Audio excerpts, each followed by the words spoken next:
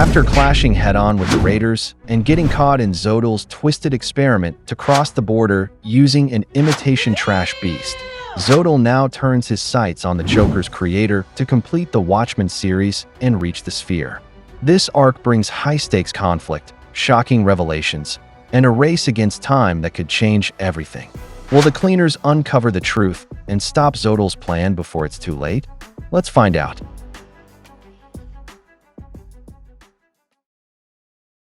In the next scene, we shift to a town where the cleaners are passing through, and it seems like someone is waiting for them behind a pole.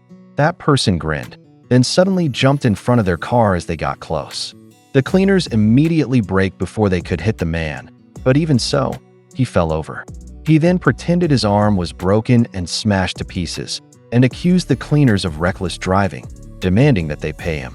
All the cleaners simultaneously rolled down their windows and just stared at the man, all wearing sunglasses, with their loud music clearly audible from outside the car. Engine told the man that he knew a doctor who could also fix his brain, Dr. Alice, who was just in the next town and highly recommended by him. Then he drove off, adding that the man shouldn't worry because he'd waived the middleman fee, and he told him, "You're welcome." So the man was left speechless after that. During the ride, Rudo asked why they were all wearing sunglasses. However, no one answered him because Delman was scolding Engine about his driving, telling him he needed to learn how to drive like Gris.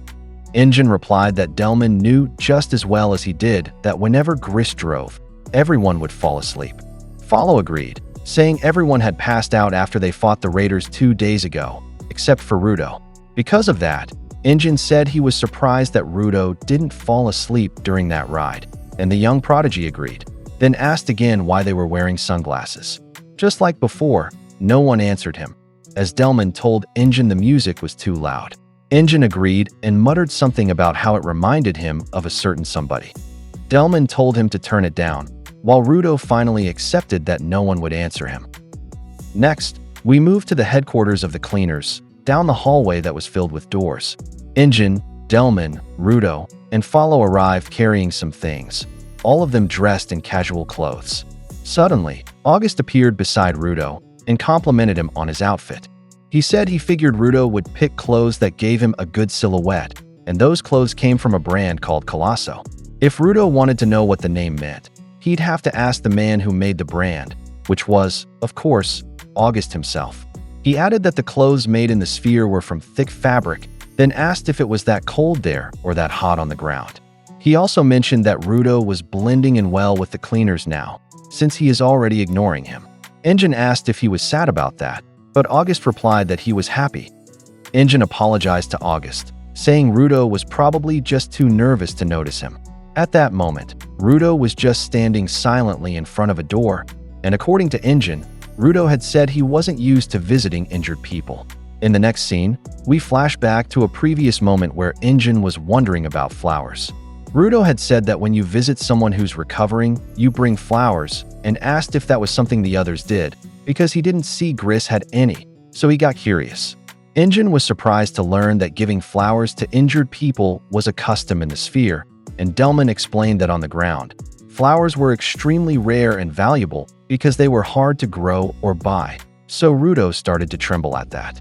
Then Follow recalled how Delman once worked hard to find flowers for his late wife, and Delman said sorry because he can't give away his flowers. Rudo then said, "Never mind," and apologized, saying it wasn't important, as he reflected that maybe he was forcing the sphere's idea of normal too much. Still, Delman said it seemed like a good custom to give flowers to the injured, so they should do the same. Even if they couldn't get real flowers, he knew a place that sold artificial ones, so he and Rudo should buy some. Engine agreed, saying they could all go together, especially since they were headed to Alice anyway to get some medicine, so they could shop for get-well gifts too. Rudo was speechless after hearing that from both Engine and Delman, and in the next scene, we return to the present, and they had already bought the artificial flowers. Rudo then asked if Zanka was really hurt that badly, and wasn't he laid up in bed because of Jabber's poison? Engine replied yes, and apparently Aisha couldn't extract the poison using her powers. They didn't even know what poison Jabber had used, whether he had mixed his own or if he even knew what kind of poison it was himself. Either way, Aisha had a hard time identifying the toxin. Follow said the good news was that whatever it wasn't life-threatening, but it was still scary that Jabber had a poison that didn't kill. Even so, Zanka was the only one on the team who had been beaten that badly, and it must have shaken his self-confidence. Rudo then thought maybe that awkward visit wasn't a good idea. Injin asked what Follow meant by that, which made both Follow and Rudo turn toward him. Injin then opened the door to Zanka's room, and Rudo got really nervous. They found Zanka looking calmly with his eyes closed, apparently meditating. Follow and Rudo were both surprised to see him like that, and Injin closed the door, saying that even if Zanka hadn't grown up in the slums or been oppressed his whole life, he had still experienced rock bottom in the kind of environment they were in. That was true rock bottom, and yet Zanka had fought through his weaknesses and crawled out of the literal while he was stuck in. Injin added that if there was a man who can keep fighting against himself, it would take even more to break him. He said that if he knew Zanka, he can make something of himself that is more than genius. Zanka was going to get even stronger, which reassured Rudo. Just then, someone contacted Injin on his choker, and it was Semiyu. She asked where Injin was, and he replied that they were at the infirmary visiting Zanka.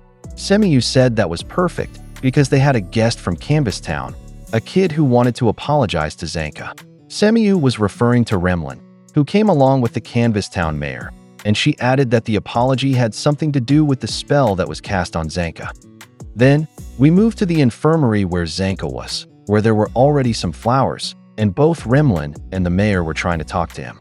According to the mayor, the spell they gave him was different from what the other cleaners received, so he apologized while trying to make Remlin bow.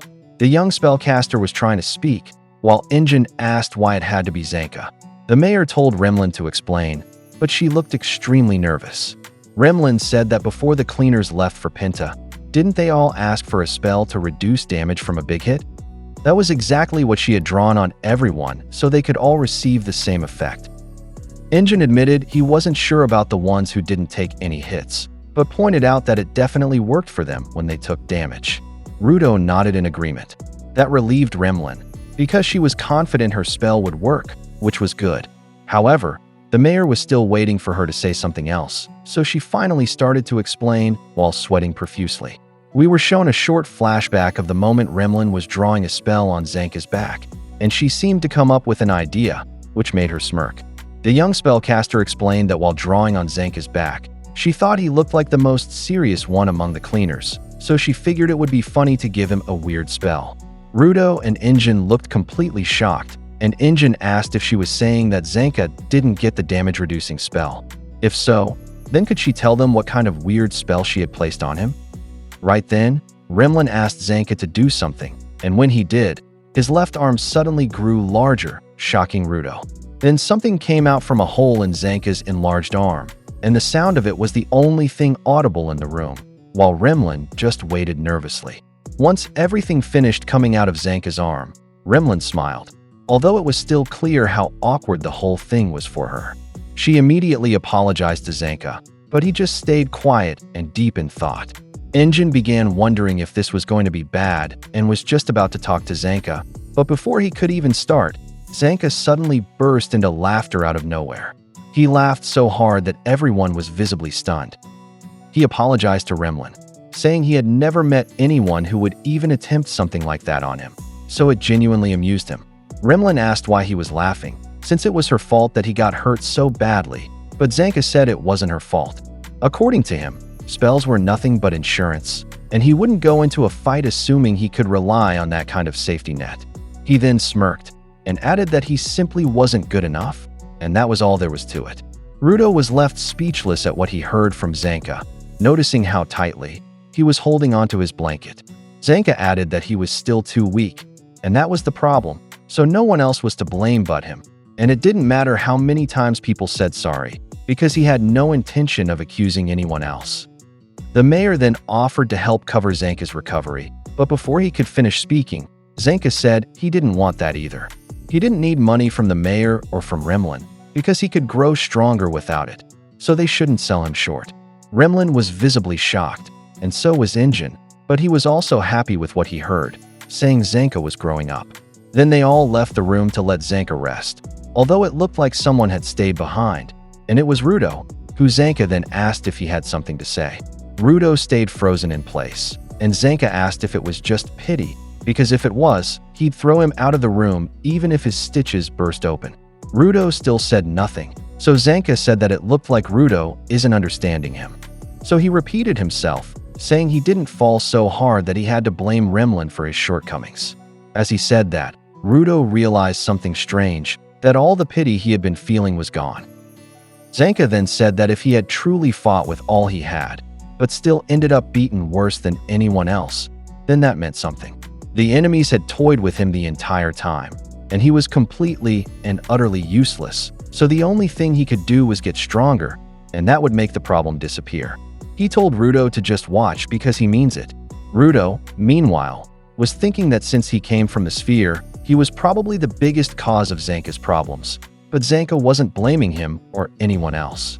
As far as he was concerned, he now realized that he still had something to learn from Zanka, and in that moment, Rudo suddenly wore a crazy smile on his face, surprising his teachers so much. Zanka asked what was with Rudo's facial contortions, and if he really thought he was just nothing. Rudo was caught off guard, asking why Zanka would say something like that, since he had just realized that he had misjudged him. But all Zanka got from that was the confirmation that Rudo had judged him. So he called him a condescending little snot and said his brain was still stuck in the sphere. Rudo got angry and took back the flowers he had brought Zanka, who asked why someone would even give flowers to an invalid like him, and what the purpose of that was supposed to be. And with that, August playfully sang out, saying the two of them were such good friends.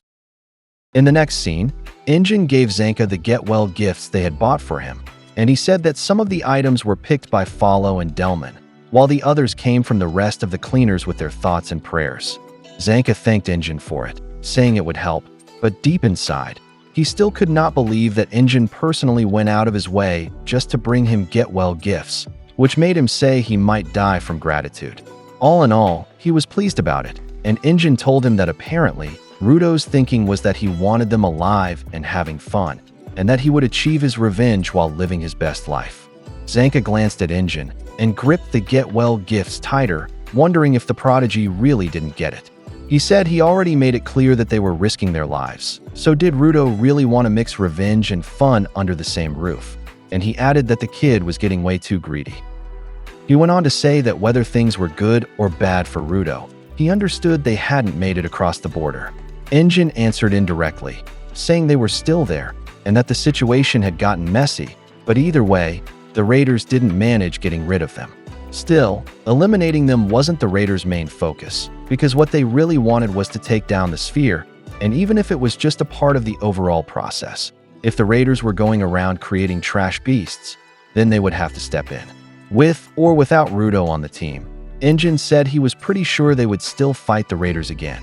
Zanka replied that either way, it didn't change his own plans, because he was just going to get stronger. Whatever it was Rudo wanted to do, and the other thing came before his revenge, they should just let him do it. It didn't make any difference to him how many friends Rudo gained on the ground, but he said Rudo needed to figure out what he was forgetting. Zanka suddenly wondered if, as Rudo's trainer, it was his job to teach him that, but he didn't get any answer, since the person he was talking to was asleep and drooling, realizing that he had just been talking to himself all this time. Next, we moved to Rudo, who was in the hallway and looked upset while sweating.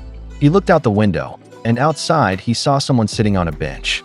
It was the young spellcaster, Remlin, and Rudo thought she looked really depressed and noted that he hadn't seen the mayor of Canvas Town anywhere, suggesting she must have been left behind.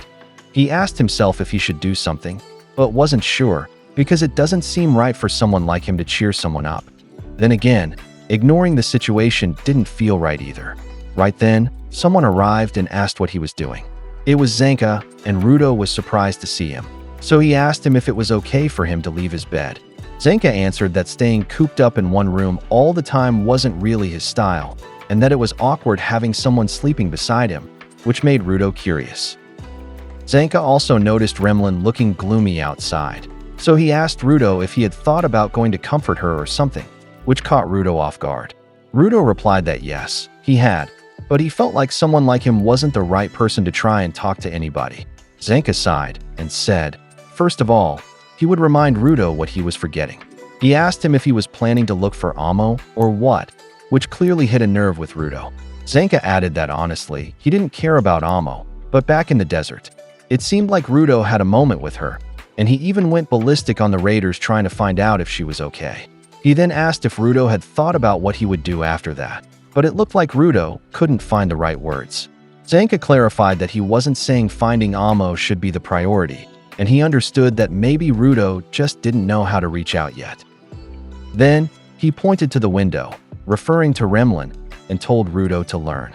He told him to stop moping around thinking about how he couldn't do it, and if he wanted to help Remlin, then just help her. If he didn't know how, there were plenty of examples he could follow from the cleaners, like Rio, Injin, and Gris. That led to a moment of understanding between them, and as Zanka was walking away, he said Rudo probably couldn't find Amo alone, so he'd help with the search, but Rudo should talk to Remlin first, and if he keeps getting experience there, maybe one day he would be able to have fun with everyone. Rudo finally understood what Zanka meant, and a determined look appeared on his face as he told his trainer he'd try and thanked him. As Rudo walked off, Zanka thought to himself that he hadn't meant to say that much. He said it wasn't his business if revenge was the main thing Rudo wanted from life, but if he was going to get obsessed with just that and nothing else, then it would be a waste. While saying that, he remembered the flowers Rudo gave him. Then, we moved outside the cleaner's headquarters, near the basketball court, where Remlin was sadly swinging her feet. She was even teary-eyed, and she noticed that Rudo had arrived.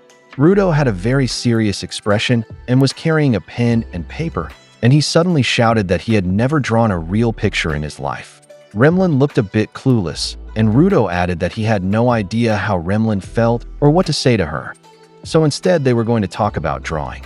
Rudo explained that he wasn't asking Remlin to teach him how to draw, but he wanted to reach a point where he could draw a portrait without embarrassing himself, so he wanted to ask for a few tips.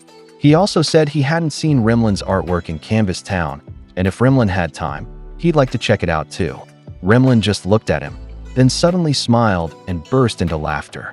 She laughed so hard, saying Rudo had so many things to say, but he didn't understand her, and all he got was that the young spellcaster was laughing. So Rudo figured he must have said something right. In the next scene, a mission was given to Dia, Rudo, and Gita, who were told they would be going on a field trip to Canvas Town. In the next scene, Rudo, along with Gita, Dia, and Remlin began their journey toward Canvas Town. Outside a tunnel they passed through, they noticed several crows in the area.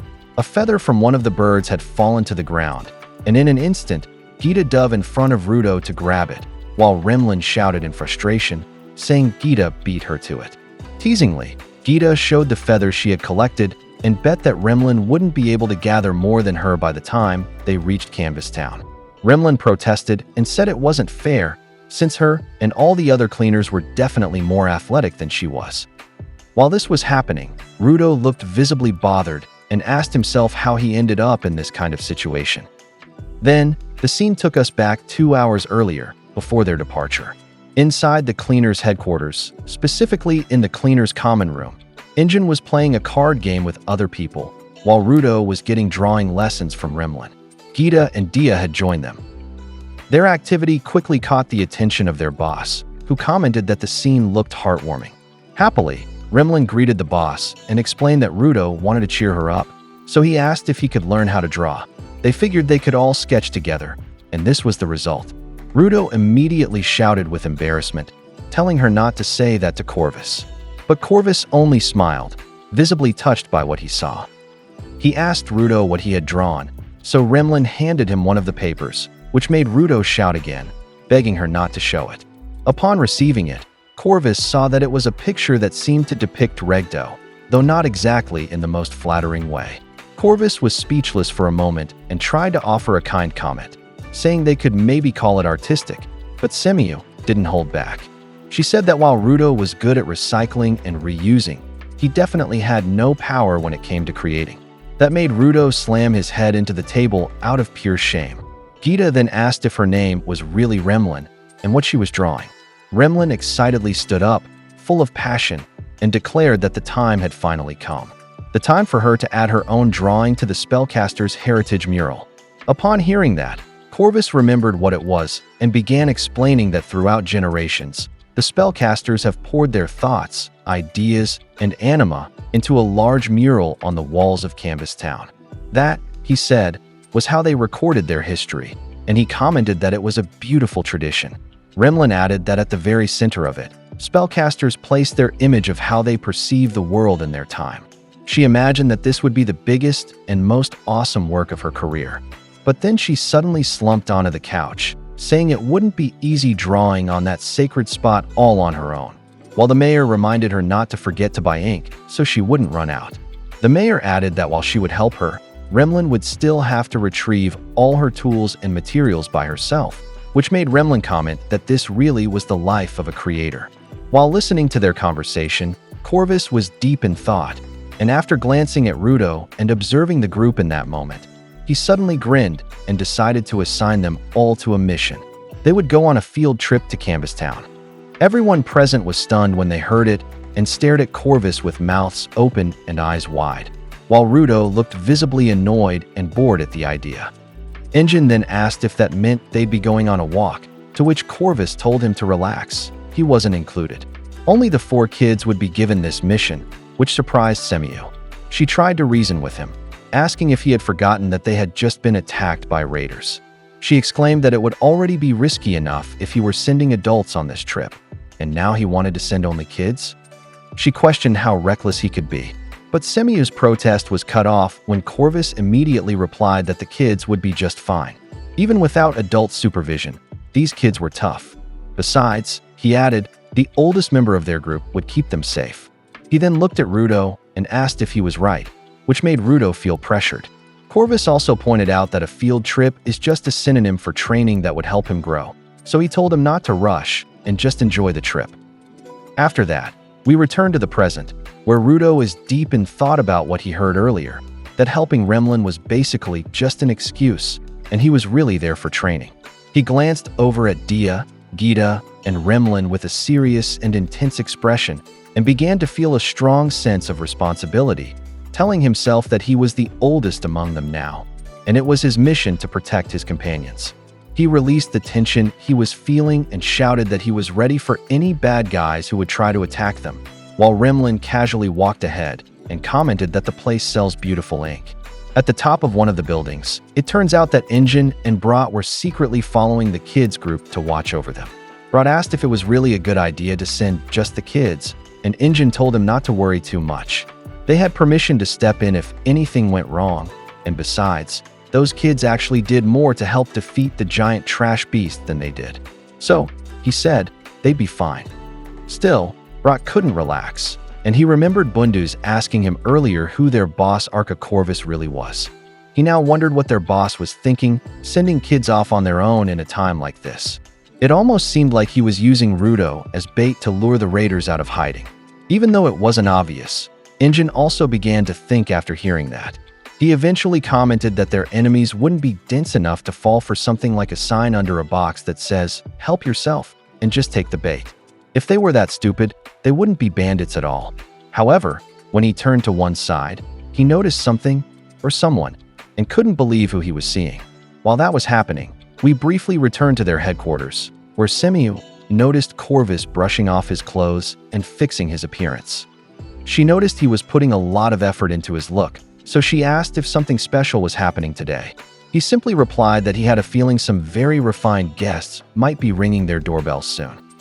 Right after that, we saw a hand reaching toward the doorbell, and suddenly their security guy screamed, startling Semiu. He repeatedly called out to her, so she asked him why he was yelling and if something was wrong with security. He stammered as he answered, saying a specific group of people had just shown up on their doorstep in a terrified tone. He commented that he always knew this day would come, and at last, those people had turned their attention to them. The antithesis of them trash, beast-fighting cleaners. The guardians who maintained order on the ground by keeping humans in line. The condemners of criminals. He added that it looked like those people had figured out that the cleaners were harboring a living spheroid. As this was happening, we saw Engine and Brat briefly again, now staring at the person they had just noticed on a nearby rooftop, which was slightly lower than theirs. Then, we returned again to the headquarters, where, outside the building, A menacing-looking woman seriously introduced herself and her companions as the Hell Guard and said they wanted to ask the cleaners a few questions. Meanwhile, back on Enjin's side, it turns out the person they had seen was Fu, who had also been secretly watching over Rudo and the others, prompting Enjin to comment that it seemed one of them was as stupid as the scenario he was just describing. Corvus finally allowed the Hell Guards to enter and led them into a room for a face-to-face, serious discussion, with each leader flanked by their respective adjutants. In Semiyu's mind, she realized that Corvus must have expected the Hell Guards to show up, which is why he sent the kids, or rather, Rudo, away from danger. He knew they would contact and meet with the Hell Guards. After a moment of silence, the Hell Guard leader commented on how awfully rough the weather had been lately. There was something about the first major trash storm they had experienced in 6 years. Corvus explained that the skies here on the ground are never truly clear, but seeing trash flying around constantly is indeed unpleasant. He added that still, the only thing humans can do is face it.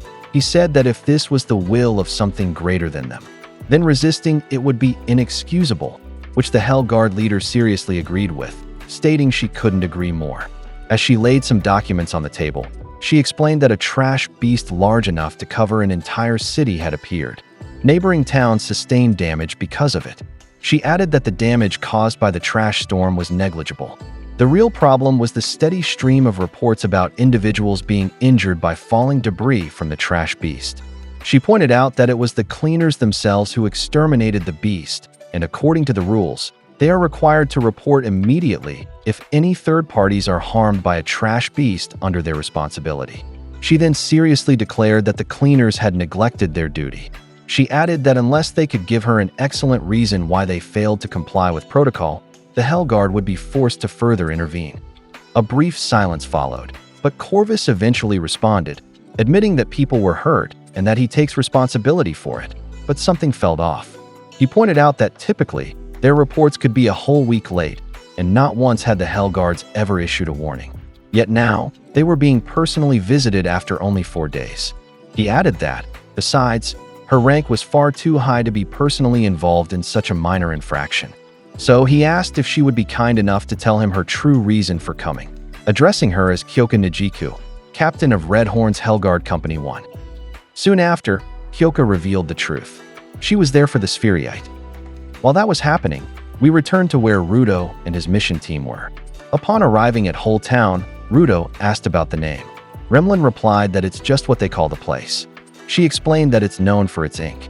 A special oil naturally seeps from the holes in the rocks, which they process into ink that lasts a long time. She mentioned that this is why she frequently comes here with the mayor to purchase ink. However, she warned them to be careful since there are many distractions in this town. And most of all, she suddenly screamed to scare Rudo, saying that coming here without adults is basically begging to get kidnapped. This fired up Rudo again, and he seriously told himself that no matter what happens, he has to protect his companions. Gita, meanwhile, saw some ice cream and squealed in delight, immediately catching Rudo's attention. He asked the vendor how much it was. The vendor answered that 1 cone costs 70 gala. Upon learning the price, they immediately bought one, which made Remlin comment with mild disappointment that they had already succumbed to sugar. Elsewhere, in a side alley, Fu descended while clinging to a pipeline. When he saw Rudo, he remembered that he was the Sphereite that Zodal had shown great interest in. He kept repeating it to himself, trying to recall something, and eventually looked disheartened as he realized that they had abandoned him. They didn't want to call on him, and it had become extremely difficult for him to reach out to them. He pleaded repeatedly, begging to be given orders. Suddenly, that mysterious voice spoke to him again and asked when he was going to stop hemming and hawing, calling him a little weenie. It pointed out that they had already found the next host, so he better start moving and find a way to contact a certain group, calling him a worthless scumbag, to which Fu fearfully agreed. It turns out he was talking to a makeshift cat-like doll, and the doll told him he was completely and utterly useless without it by his side. Fu took a deep breath and agreed again, saying that his entire life had always been dictated by the orders of others, and now, at this moment, he decided he would live by being ordered around by Enjin the Cleaner.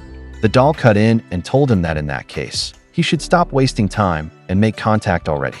Fu happily agreed and looked back at Rudo and the others, but they had disappeared from his sight. Fortunately, he spotted them again when Remlin suddenly shouted Rudo's name in a concerned tone, saying that he couldn't eat anymore because they didn't have enough money left. She ordered Gita to grab Rudo by the legs while questioning what had gotten into him.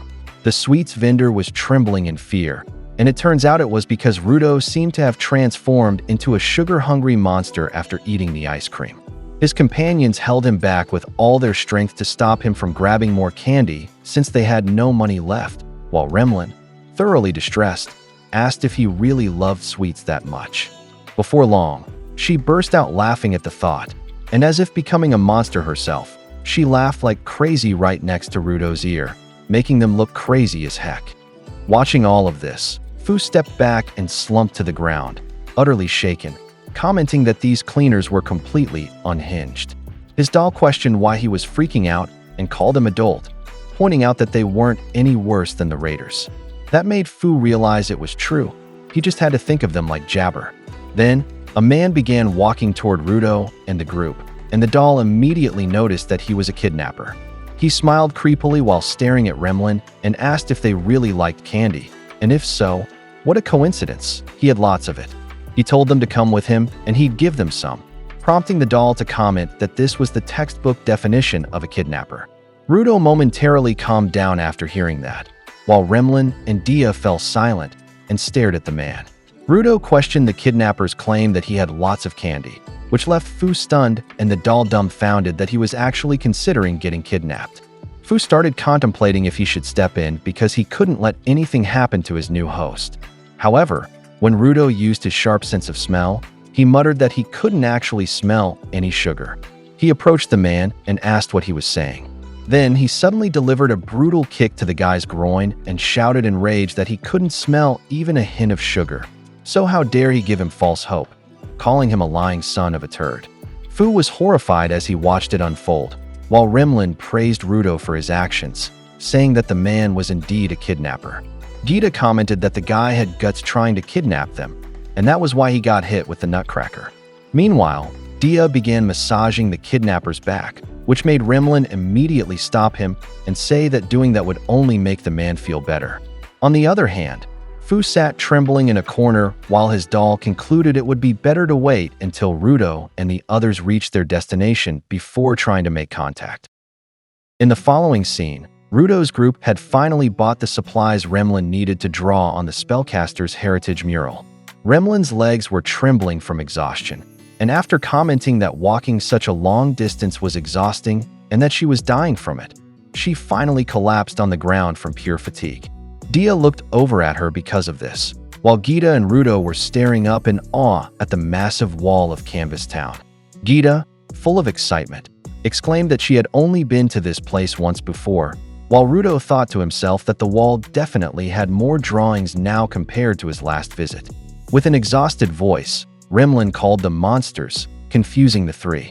Soon after, she screamed in frustration, saying that there were 10 full miles between here and Whole Town. Sure, they got a ride from their headquarters to Whole Town, she said, but how was it possible that they, the cleaners, weren't tired at all? Gita responded that she shouldn't worry, that they were tired too, and explained that cleaners spend a lot of time walking across huge piles of trash. But Remlin just shouted again and called them monsters. Then, someone by the gate of Canvas Town commented that Remlin still had a lot of growing to do, because even Gob constantly walks from one place to another. It turns out that it was the town's mayor, who praised them for completing their field trip successfully. Something seemed to snap inside Remlin when she saw him, and she furiously asked if he drove here because of how full of energy he seemed. She was convinced that he must have ridden something to get here, while her legs could barely keep her standing. The mayor told her that if she really wanted to continue drawing, she'd have to build her stamina, prompting Remlin to yell at him to stop being right, calling him a big meanie. As they entered the town, Rudo asked where the spellcaster's heritage mural was, but the mayor told him not to rush. It was already getting dark, and they could start working in the morning. He added that the kids would need to stay here for the night, and of course, he'd handle their room and board, which made Gita scream in joy, left Rudo and Dia speechless, and made Remlin remind the mayor not to give Rudo any desserts because she wouldn't like what would happen if he did. While still walking, Remlin asked Rudo what came to his mind when he heard the word mural, and Rudo replied uncertainly, asking if it meant a painting on a wall. Remlin pointed above them and said, "That's what you think of when you hear that word." When Rudo turned to look at what she was pointing at, he saw strange images painted on the ceiling of the walkway. His eyes widened in shock at the sight, and he couldn't believe that even there was one. Smugly, Remlin said she bet he hadn't noticed it, and pointed out that this was the spellcaster's heritage mural. She said people always assume that murals are placed on walls, so that's what they always look for. But then they're shown the ceiling, and they always react the same way, shocked that the mural is above them. She added that she knew exactly why. She explained that the very first spellcaster, Oniii-Chan, loved seeing the surprised looks on people's faces. Rudo was left speechless after learning all of that, and said that they were tricking people and lying by calling a ceiling a wall. Remlin was shocked by his remark and emphasized that it wasn't a lie. She told him to look more closely and see that the artwork spread across the walls too. While they were talking, Oniii-Chan and Brad also arrived, and the two of them were equally amazed at the mural on the ceiling. They said it was much more visible at night, and it was the first time they'd really seen it since they almost never came to this place at night. Remlin's group turned to look at them, and it didn't take long before Remlin irritably asked if the two of them drove here as well. Oniii-Chan looked confused, while Brad nervously explained that it wasn't what she was thinking and that they were just keeping an eye on them kids. Oniii-Chan clarified that some stupid little guy had been trying to follow them, but if he had any funny ideas, there's no way he'd be able to get into the town, so he was sure everything would be fine. After that, she pointed to the farthest mural and asked if that one belonged to Gob, to which Remlin happily replied that yes, it did. She explained that all spellcasters create their paintings using their thoughts and feelings, with historical background as the central theme. That's how they record their history. She then pointed to where her own painting would be placed. It would go just behind Gob's. She also showed them, on the farthest other side, the painting of the very first spellcaster. They all tilted their heads far back to get a better view of it as Remlin pointed and said that it was the painting of Oniii-Chan. Oniii-Chan and Rudo were left speechless in awe when they saw it, but it didn't take long before they all stumbled backward and fell, having gotten whiplash from tilting their heads so far. Oniii-Chan commented that it looked like there was an awful lot of information in that painting, to which Remlin replied that it was from 6 generations ago. Rudo and Oniii-Chan carefully observed the painting, and they noticed 4 different symbols located at its base. As they stared more closely, they began to feel that the rightmost symbol looked somewhat familiar, and it didn't take long before their eyes widened in shock once they realized something. They both immediately sat up in disbelief, which surprised Remlin due to their intense reaction. Rudo, terrified, asked what that logo was doing there. He glanced at his gloves, prompting Remlin to look at him curiously. He pointed out that it was the Watchman series logo, the same mark that was on his gloves. While all of this was happening, we briefly returned to the conversation between Corvus and Kyoka. There, Kyoka went straight to the point, saying she was at their headquarters because of the sphereite and the wealth of information it held about the sphere, information they needed to know. She explained that from its history to the DNA of their race, they would extract everything by arresting him, interrogating him, and analyzing all they could for the sake of the ground, their brethren, and their ancestors. She added that they needed to uncover the connection between the sphere and the ground, and said she could only hope that their generation would be the one to fill the gaps in history, calling Corvus by his full name to mark the gravity of her words. After that, we returned to Rudo and his group, where Remlin was asking him where he got the item with that logo on it. Rudo was slightly surprised by the question, and Remlin added that she hadn't noticed it before. She then asked if that meant he was a fan of The Undertaker from the olden days, but Rudo didn't know who that was, so he began stuttering, shocking Remlin that he had never heard of him. She explained that the logos and the painting above all represented the best friends of the first spellcaster, Oniii-Chan. She said that not all their names were known anymore, but they did know the name associated with that one particular logo. One of Oniii-Chan's best friends, The Undertaker, Canis Sherbrek. Rudo's eyes widened in disbelief when he heard that name, as if he couldn't believe what he had just heard.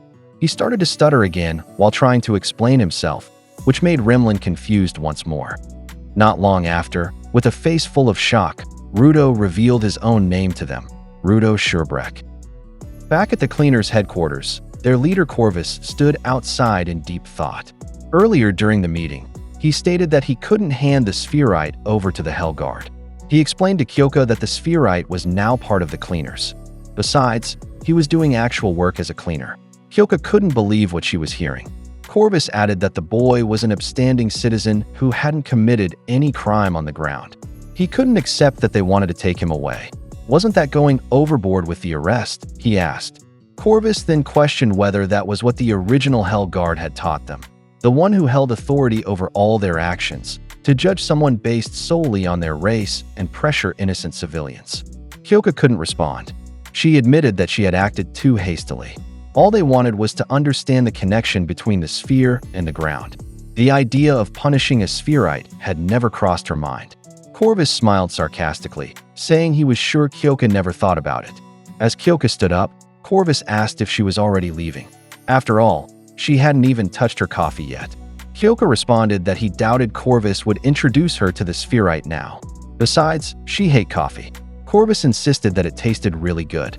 As she was walking away, Kyoka reminded him not to forget the report about the trash beast. Corvus suddenly remembered to ask if Kyoka didn't want to see her brother before she left. Kyoka replied no, but he did ask Corvus to say hello for her to the blonde charmer with the tattoos. Corvus smiled while Semiyu, nearby, didn't seem pleased. Kyoka's companion remained silent throughout the conversation. Referring to her own intel, she asked if Corvus could at least be so kind to tell her the spherite's name. The leader of the cleaners answered that it was Rudo. The scene shifted to Canvas Town, where Rudo revealed that his full name was Rudo Sherbrek. Engine and Brat were both shocked at what they heard. Remlin also couldn't believe it. That meant he came from the same line as the Undertaker's Sherbrek. Because of the drawing on the ceiling, they realized how important that piece of information was. Remlin nudged Rudo, saying he should have mentioned it sooner. She had no idea. If that was the case, then practically, they were destined to be friends. Her exhaustion faded away upon hearing that, and she called it a miracle. However, Rudo was clueless about the connection to the Undertaker. Engine began to ponder over the implications of that info. Brock questioned if Rudo had groundling ancestry, then what was he doing in the sphere? Was there someone in his bloodline who had gone up to the sphere? Or did the bloodline originate in the sphere, and someone from it descended to the ground? He then told Rudo that he believed there was a very important connection between the sphere and the ground through him. Engine lit a cigarette while Rudo looked visibly shaken. It seemed like they had uncovered something very important there. Engine said that it meant, somewhere in his family tree, there was someone who could move back and forth between the sphere and the ground. Rudo deeply reflected on that and remembered what Zodal told him, that each piece of the Watchmen series was worn by a single person. If the person being referred to was his ancestor, and if that was Canis Sherbrek, then it meant he's something special. He also recalled what Zodal said about the power that could be gained once someone wore every piece of the series. Rudo couldn't believe the thought and suddenly said that if he could collect the entire Watchmen series, then maybe he could cross the border and reach the sphere without dying. Engine and Brat was shocked by what Rudo said, then suddenly paused to think. Because if that were the case, how exactly did he end up in that place? Did he die when he fell down? That made Rudo reflect too. Anyway, it did seem like a good idea to track those items, the pieces of the Watchmen series and the Undertaker himself. Engine said that if they followed both those clues, it could give them a major piece of the puzzle on how to cross the border. It was a possibility. That made Brock comment that it sounded like Engine wasn't fully confident in it. Still, he suddenly brought up Amo's name. Rudo twitched when he heard that. Engine explained that Amo was the only one who had made contact with someone who knew how to cross the border. That's why they needed to push her for more details. Rudo went silent, and Engine was surprised when Rudo suddenly said he didn't want Amo to get the wrong idea. He didn't want her to think they only cared about her because she had information. Engine was taken aback by his reaction and quickly apologized. He admitted Rudo had a point and realized that it really did come off that way. He patted Rudo's head and grinned, saying of course, that was the only reason he cared about her. Rudo's eyes widened at his teasing face. From the background, Remlin interrupted and said she couldn't follow what they were talking about. What did they mean by going to the sphere? That made Rudo and the others realize she had no idea he came from the sphere. The scene then shifted elsewhere to a quiet prison beneath a building. From one of the cells, a person began talking and calling out. Shackled to the wall, she said that since they already got what they wanted, maybe they could let her out. It was Amo, who promised not to tell anyone about him. She begged to be let out because she really wanted to eat cake. She kept calling out repeatedly, and eventually, someone approached her cell. She said she wanted to get out, and while tied up, asked if she really couldn't leave. Her emotions suddenly shifted and she lashed out, yelling what was wrong with them. The helpless act clearly didn't work here, and she was furious. All they really needed was the shoes, not her. While struggling, she asked if that was his kink. And if it was, then she played along long enough. Amo slumped and suddenly had a realization. At that moment, she was just like the captured princess in her picture books. She figured this was the part where someone would come rescue her. That thought excited her and made her happy. If that were the case, while waiting, she said she wanted to eat some cake. Her emotions erupted again, and she screamed for them to let her out. She called the person who captured her a perverted freak. The shadow of the one she was talking to was then shown. He just stared silently while Amo knelt down, unable to do anything else but cry in her situation, thinking of Rudo. Back in Canvas Town, Rudo held the ladder while helping Remlin with her project. He supported her from below while she painted the ceiling. He watched the drawings above seriously, still thinking about the revelations they'd discovered through the drawing of the first spellcaster. He thought about the Watchmen series, The Undertaker, and Amo. Oniii-Chan said that deciding to search for those things was the easy part, but actually finding them wouldn't be that easy. A scene from the night before at the Canvas Town food street was shown. Regarding The Undertaker, they could try talking to people who worked as Undertakers. Remlin was curious who was speaking, and Gita said it was just Oniii-Chan. He just had a different hairstyle because he took a bath. Oniii-Chan added that figuring out the exact count and locations of the Watchmen series, or where Amo was and whether she was okay, would be hard to get answers for. But he believed the boss of the Raiders knew something about it. Rudo replied that he didn't know, at least when it came to Amo. It felt like the boss hadn't even heard of her name. That made Oniii-Chan wonder how he got her shoes in the first place. If it were up to him, he really didn't want to have any further connection with the Raiders. Someone then joined their conversation and pointed at Jabber.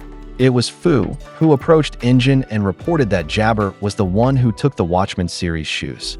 When Oniii-Chan looked at him, he was shocked to recognize him, and so were Brat and Rudo.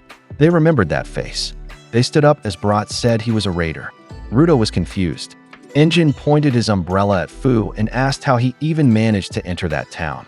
Fu raised his hands in surrender. He said he was an outcast now. Oniii-Chan said he had been watching him and knew him as Fu from the Raiders. He had kept an eye on him the whole time. He was following Rudo and the kids. Rudo was surprised by that. Fu began sweating nervously as Oniii-Chan pressed him to speak and demanded to know what he was planning. But Remlin reminded everyone that no one with ill will could enter their city, thanks to the power of the first spellcaster's art. That made Oniii-Chan pause and think. She had a point. Fu repeatedly bowed his head to show that he meant no harm. Oniii-Chan sighed and closed his eyes. He asked that if he had no bad intentions, then what exactly was he doing there? Fu suddenly relaxed a bit. Nervously, he tried to answer but couldn't find the words. He bowed again and begged to be made his minion. Oniii-Chan immediately said no. Fu wasn't expecting the rejection. He asked if it was because he used to be a raider and couldn't be trusted. He insisted again that he had already quit and kept pleading over and over to become Oniii-Chan's minion. Gita got curious if he really said minion, while Brat thought she must have misheard him. Oniii-Chan suddenly thought back to what Fu mentioned earlier, that Jabber was the one who took the Watchmen series shoes. Fu confirmed it, so Oniii-Chan followed up by asking if he knew how that happened and from whom Jabber got them. Fu went quiet and thought for a moment. He recalled what Jabber said when he saw him holding the boots. Jabber had said it was boring. He hated it when there was no one to take them from. He originally thought he would get to go at it with a Watchmen series giver. He even admitted that now he was turned on while staring at the shoes. That was everything Jabber said before he challenged Fu to a fight. Because of that, they wondered if that meant Amo disappeared just before the Raiders arrived. Rudo sighed and leaned toward the table. He thought that doesn't tell them anything about how to find her. If only they could communicate through Amo's choker, they'd have a lead. Upon hearing that, Fu mentioned that the chokers might have been made by a giver who has a piece of the Watchmen series. That was what he heard Zodal say. If they could find that person, He believed they could locate her choker. Rudo looked up at that. Injin pointed out how quickly Fu was revealing everything he knew. Anyone who gave up that kind of info so easily was either stupid or a liar. Fu strongly denied that and insisted everything he said was true. He added that everything inside the imitation trash beast was just an experiment. Part of it was to see if the chokers had been made by someone with giver powers. Once again, he swore all of it was true. That gave him another reason to beg to be Injin's minion again. He stood up proudly and called him sir. Injin could only hold his head and finally admitted to himself that Fu really was stupid. Meanwhile, he noticed Rudo holding the choker around his neck. Rudo couldn't believe the chokers were possibly made by someone connected to the Watchmen series. Injin suddenly stood up, visibly conflicted. He said that even though he didn't want to do it, if they wanted clarity, they had no other choice. They would have to go to the information broker and ask about all of it. Everyone at the table was stunned by what he said. Rod immediately questioned if he'd lost his mind. He couldn't believe Injin actually wanted to go to that pain in the patella just to get some answers. He called it the worst possible idea. Injin then turned to Rudo and asked him directly that if he really wanted that information, was he prepared to pay whatever the price might be. Rudo was taken aback by the question and fell silent in thought. The scene then shifted to another location, showing rows of bird cages hanging from the ceiling. This was the place where Zodal was. Katoni called out to him and said that they'd soon be establishing contact with the information broker. Meanwhile, Zodal was busy gnawing on the bird in his hand. Back in Canvas Town, Remlin continued painting the ceiling with a roller brush. Fully dedicated to her task as the new spellcaster, she didn't mind the strain of looking upward or lifting the heavy paint buckets. She was energized, even humming a tune as she worked. Rudo was assisting her, climbing up the ladder to hand her new buckets whenever she finished one. Alongside him, Gita and Dear Santa also helped out. Rudo passed the used buckets to Gita, while Dear Santa opened fresh cans of paint. Rudo quietly watched as Remlin worked with focus and passion. Despite the sweat and effort, her eyes gleamed with joy. After finishing with the roller brush, she applied tape to the ceiling. Then, with the help of her activated Jinky, she quickly switched to a paintbrush and layered over her previous work, outlining and adding finer details above the taped sections. Outside, a crowd had begun to gather. Some people rushed over, eager to witness the moment. As Remlin carefully peeled off the tape, everyone stared intently. She was relieved that it was finally done and was happy with her work. Awe filled the air as the final product began to reveal itself. Once the last strip was removed and her full work came into view, the spectators were stunned. Rudo stood with his mouth slightly open, mesmerized by what he saw. All eyes were fixed upward. The mayor was so moved he began to cry, while others broke into applause. The entire town of Canvas rejoiced together. It wasn't just a victory for Remlin, it was a cause for celebration for everyone. Rudo couldn't help but stare at Remlin, overcome with admiration. And once her masterpiece was added to the mural of past spellcasters, she was officially recognized as the newest spellcaster. While everyone was still admiring the artwork, Rudo quietly stepped aside to clean up. Someone called out to him and said good work, and it turned out to be Injin. He asked if Rudo enjoyed helping Remlin. Rudo fell silent for a moment and recalled his past conversation with Zanka, who once told him to learn from Remlin. If he hadn't been pushed by Zanka back then, he probably wouldn't be feeling this way now. Injin then asked if he planned to just stay there and bask in it forever. Rudo replied that he wouldn't. That feeling was exactly what helped him put some things behind him. He told Injin that he wanted to find the Watchmen series, and he also wanted to find Amo. So, he said he was going to find a way to contact the information broker. He asked Injin again if he'd help him with that. Injin thought back to when they first met, how desperate Rudo was for answers. When he learned that Injin might have information, Rudo hounded him non-stop until he got what he needed. Injin chuckled at the memory and said that if this request was coming from the new Rudo, then he'd be happy to help. As the two talked, we see Fu happily eavesdropping in the background. He commented that Rudo was really a lucky spherite. Injin shot him a side-eye, while Rudo was stunned that he was still around. Fu grinned and said a minion will follow their master to the ends of the world. In Injin's mind, he hadn't even approved him as a minion yet, so he asked if Fu wanted to join the cleaners. Fu said yes. In that case, Injin called him an ex-raider and told him he'd need to earn their trust first. Fu was caught off guard and unsure what exactly that meant. The scene shifted to another part of the pit, revealing a vast area with a swamp marsh.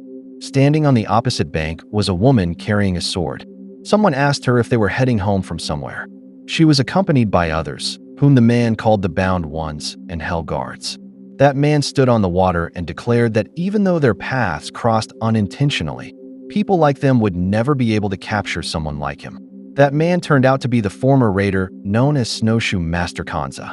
He revealed that he was a giver, and thanks to his ability, even that swampy marsh could serve as a path for him to walk on. He mocked them, calling them a band of powerless normies who would never be able to set foot on his territory. The woman responded that that was exactly the problem with givers. Their minds were so narrow. It was Kyoka. She said that if she couldn't step on his territory, then she could easily shoot him from where she stood. Without hesitation, she fired and hit him in the body, which took Kanza completely by surprise. The other Hell Guards quickly moved in as Kyoka ordered them to capture him and force him to talk. Her brother pointed out that he wasn't even wearing a raider's lantern, so he was basically a throwaway now. But Kyoka countered that what mattered was that he used to be a raider, so he surely knew something about their leader. One of the Hell Guards tied a rope to Kanza's foot and dragged him out of the marsh. Kyoka then stated that this was why she had warned Zanka not to become a giver, because that was the kind of fate that awaited them. In the next scene, we return to the cleaner's headquarters, where Aishia is putting bandages on Zanka. At that moment, Zanka was suddenly called by someone, making him glance to see who it is. It turns out to be Corvus, who's asking how Zanka is feeling. Aisha replies that she has already administered antibiotics and that all of Zanka's symptoms have stabilized. She says she believes the poisons used by Jabber were the neurotoxin from a mud cobra. Another one is the hallucinogen from a godatrip mushroom. And as for the third one, it was some kind of globally poison she admitted she'd never even heard of before. But it could be a kind of poison that resembles digestive fluid created from a mixture of various substances when the trash beast was formed, or at least that's what her grandmother thinks. Zanka then asks what's disgusting about that, since he can recover naturally from each of those poisons. Corvus commented that it still sounded pretty disturbing, then turned the conversation to Zanka's wound, asking how it was doing. Zanka replies that he can already move thanks to Aisha's healing, to which Corvus says that's good and adds that he's impressed, as always. Aisha stammers as she speaks, saying that she still can't fully utilize her power, which is why Zanka's recovery took so long. If only she could have used her ability properly, Zanka would have fully recovered much faster. She then apologizes, but Zanka expresses that he doesn't get why she's even apologizing, because she did heal a huge hole in his stomach in just 1 week. So what is she even unhappy about? Corvus then says that if Aisha could just inherit even 1% of her older brother August's confidence, things would be different. He also thanks Aisha and tells Zanka that his sister dropped by. Zanka turns his head upon hearing that and asks why, and Corvus replies that Zanka's face does not mincing words. Zanka asks why should his face mince words.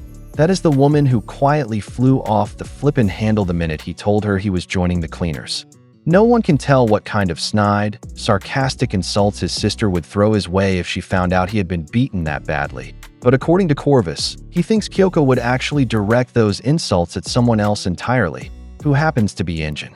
Zanka then asks if Kyoko wants to take Rudo, and says it kind of makes sense, because that's exactly the kind of thing the Hell Guards would do.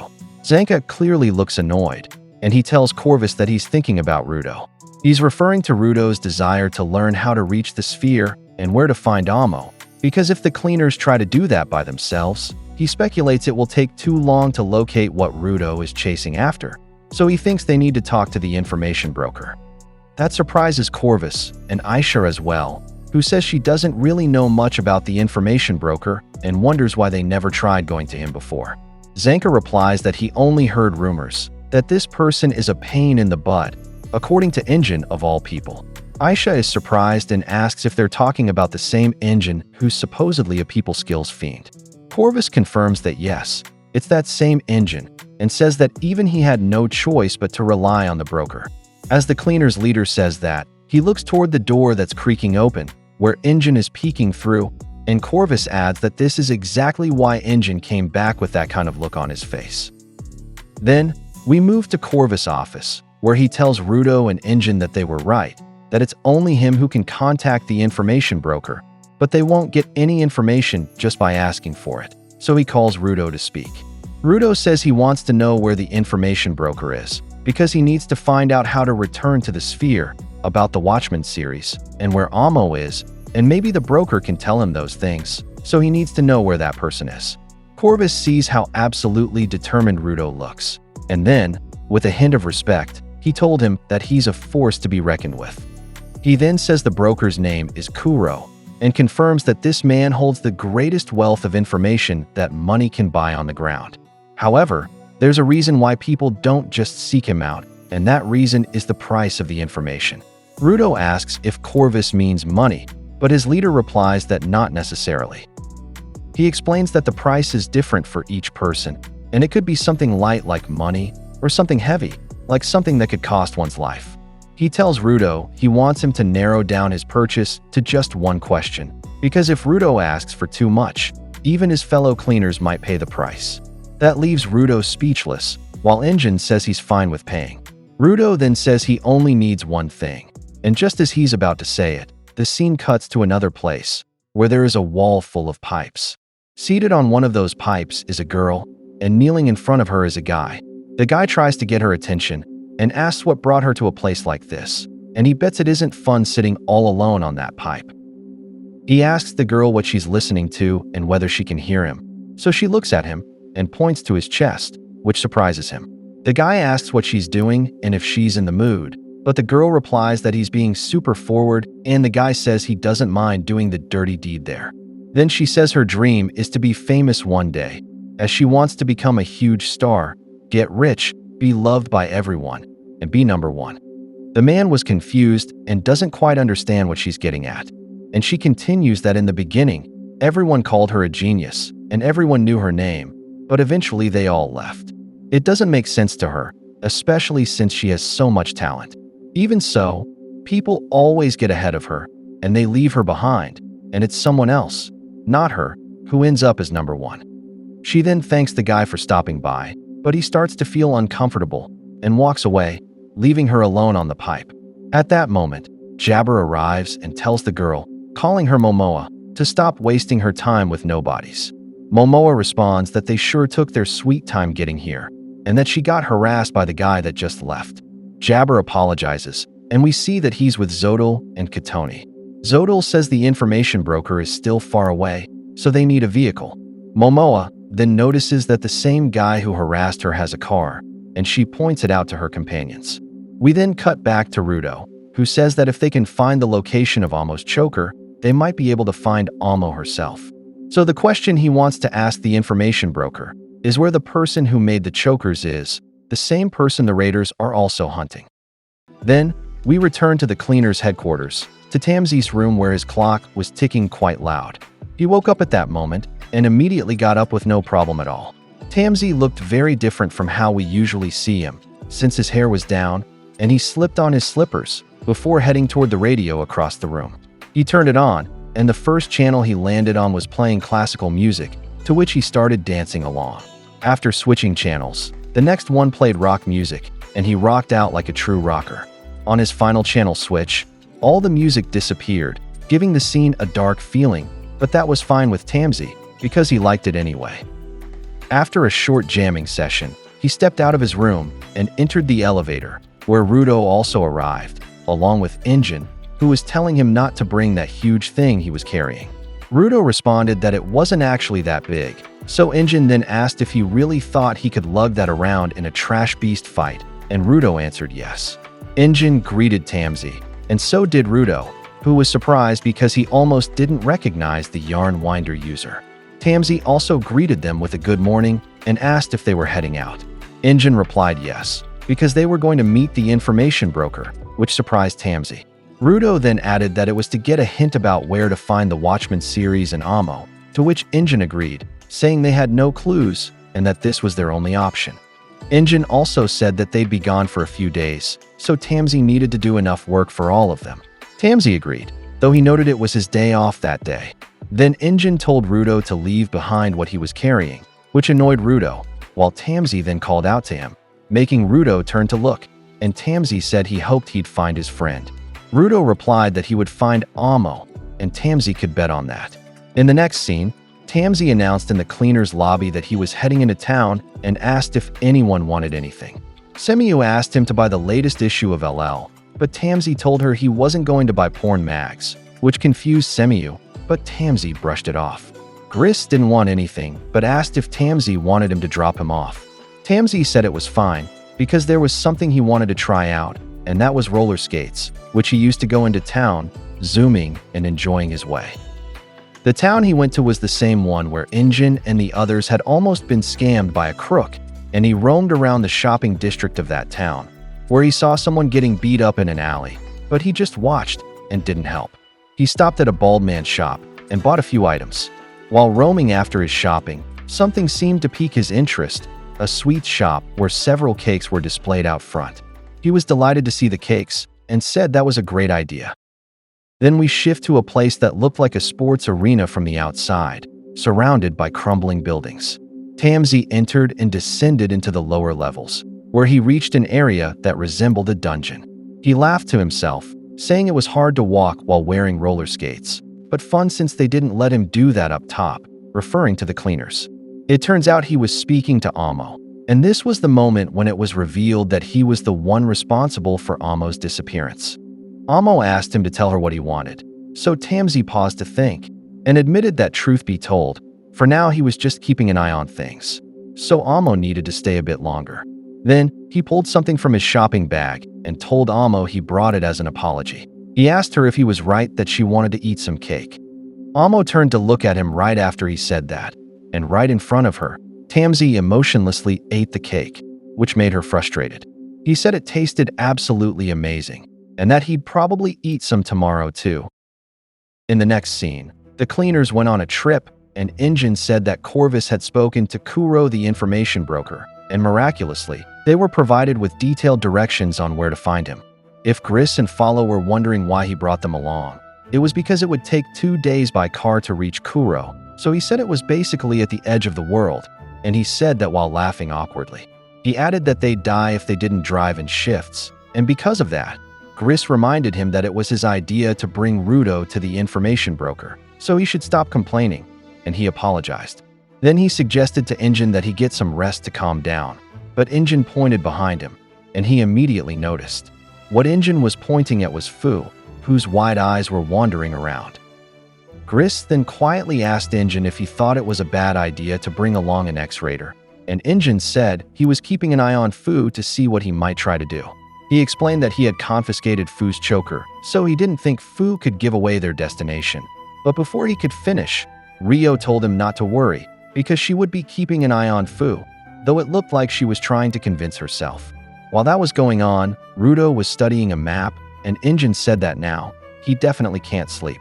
Rudo replied that he was checking the location of the information broker and noted that there was a no man's land nearby. Specifically, it was Tori, the jungle no man's land. And Rudo couldn't help but wonder if they were about to end up cleaning up trash beasts all over again. Follow pointed out that even though it might seem close, reaching that place actually meant taking a ridiculously long highway. He explained that their rendezvous point was barely outside the polluted zone, so he figured the odds of a trash beast encounter were low. At that moment, Injin got a buzz and announced that Kuro had raised his flag. In the next scene, they arrived at a building with a flag standing on its rooftop. The cleaners got out of their vehicle, and Injin pointed out the flag atop the building. He said Kuro the information broker should be up there, so they should get it over with. They climbed the stairs up to the rooftop, and while going up, Rudo had a flashback and remembered Semiyu telling him she had heard that Kuro was quite the eccentric, and according to Tom, rumor has it that if anyone offended Kuro, he'd feed them to trash beasts, while Corvus also reminded him to only ask Kuro one question. At that moment, Rudo looked visibly nervous, repeatedly practicing what he would say to Kuro, asking where to find the person who made the chokers. When they reached the rooftop door, Injin let him go ahead and open it. As Rudo opened the door, they were greeted by a couch at the other end of the rooftop, and sitting there was a man. Rudo's heart was pounding from nerves, and at that moment, Kuro stood and welcomed them to his office, saying he had been expecting them. He said he had waited so long that the fat had settled into his belly. Ruto and Rio were clearly stunned to see him, and Rio said it wasn't what she had expected at all. Kuro then said that the fat had always been there, while Ruto still found it hard to believe that the guy standing in front of him was actually Kuro, the infamous information broker. Kuro then whistled loudly and struck a pose like he had just bowled a perfect strike. He then called out each of the cleaners by name, including the X-Raider, Fu. He laughed as he said their names and remarked that, come to think of it, didn't Ruto help out with the mural in Canvas Town? That's why he figured Ruto was starting to grasp how things worked on the ground. Ruto was shocked that Kuro knew all of that, and the broker added that Remlin must be really happy, then asked if Ruto had received anything as thanks. Ruto was confused by that, while Kuro went on to explain that Ruto's friend had told him he'd be sent something as a token of gratitude. What Kuro said left Ruto utterly confused. He didn't know how to respond. And Follow brought it up while Rio mentioned that Kuro seemed to know a lot about them, which made her ask if he was a giver. Gris replied that Kuro didn't seem to use any powers, while Engine seemed annoyed that the information broker had mentioned his real name again. Ruto then asked if Kuro really knew everything, and Kuro said that he just put in the effort to know what he knows, and that he wasn't so arrogant as to demand omniscience, and he just wanted to stay within that general vicinity. So if someone wanted to buy his products, they needed to put in effort, and that applied to Ruto as well, whom he then asked what he wanted to buy. Ruto mentally locked in his answer to that heavy question, while Rio whispered that she wanted to ask why Kuro didn't put his fingers into his gloves. Then Ruto finally asked Kuro to tell him where to find the person who made the chokers, but before he could finish, the information broker turned around and said fine.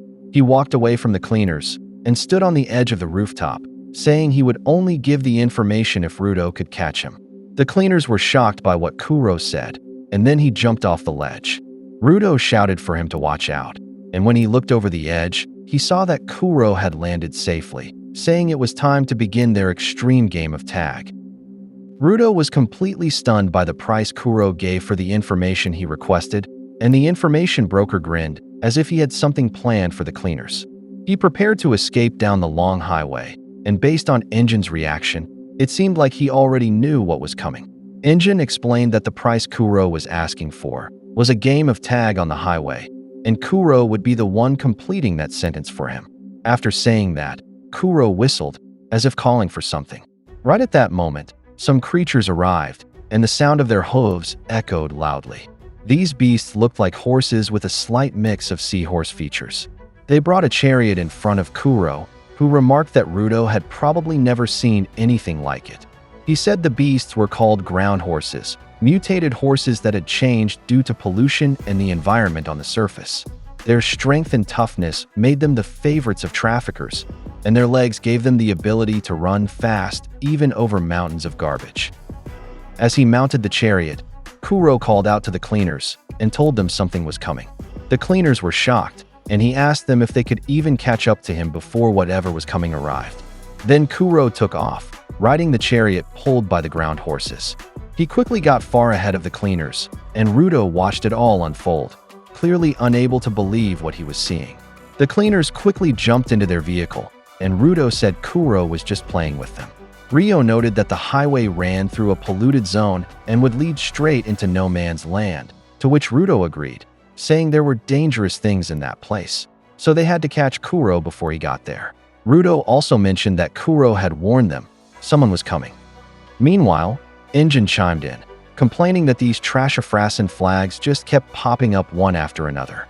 Then Engine called out to Gris and told him it was time for some serious driving.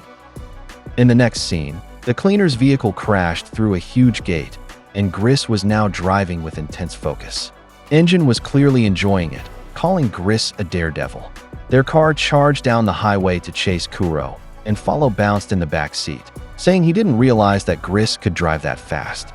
Fu was also bouncing around, and Rio said they might actually catch up to Kuro. Engine, however, wasn't so sure, and the scene zoomed out to show the highway. Ruto then noticed a creature near the highway, and kept watching it as they drove further. The creature stepped onto the road, resembling a cheetah. It let out a roar, and Ruto's eyes widened in shock as that creature, along with a huge group of others like it, climbed up the highway and began chasing after them. The number of creatures chasing the cleaners was beyond counting, and Rudo shouted that there were way too many trash beasts out there, and they were all fast. Fu was trembling in fear, scared shitless, and Rudo added that the trash beasts were about to catch up to them. Fu looked absolutely terrified at that point, and Oniii-Chan called everyone's attention. He said they had entered the polluted zone, and for everyone's safety, he was asking them to put on their masks. He also told them to lean out of the vehicle to help defend it together. As he gave the command, both he and Rudo climbed out of the car through the window. Fu was shocked at what they did, as the two of them climbed up onto the car's roof, and Oniii-Chan said that he knew they were on the move, but now it was time to clean up, as he and Rudo then prepared to defend their vehicle. On the other side, several cheetah trash beasts had already reached Kuro, which alarmed him. He tried to drive them away while shouting that he was not a giver, and told the beasts not to come near him. Then something caught his attention from behind, and when he turned around, he grinned at what he saw. It turns out the cleaners had also managed to catch up to his carriage. He was amazed at how, even though swarms of cheetah beasts were leaping at them, the cleaners were still able to press forward. He commented that they really were trash beast extermination specialists, and it was clear to him now that their name was not just for show. Amidst the mass of beasts, Oniii-Chan pulled out his umbreaker, and with a single swing of his jinki, he blasted away all the cheetah beasts trying to swarm their car. Kuro, watching this, asked if he's right, while referring to them as his dear cleaners. However, despite the countless beasts Oniii-Chan had sent flying, an unending swarm of cheetahs continued to chase them. While some beasts were still airborne from Oniii-Chan's attack, one trash beast managed to reach the side of their vehicle. It brought its head close and opened its mouth to try biting into the left door, but before it could, Rio effortlessly beheaded it with her jinki. She then began calling to the aberrant beasts in the same playful tone one would typically use to call a cat. As they approached, she gracefully slashed them apart, looking like she was breakdancing with her ripper. The trash beasts' bodies were shredded and collapsed to the ground. Kuro was amazed watching them, thinking how they were able to clean up the trash beasts while simultaneously chasing him.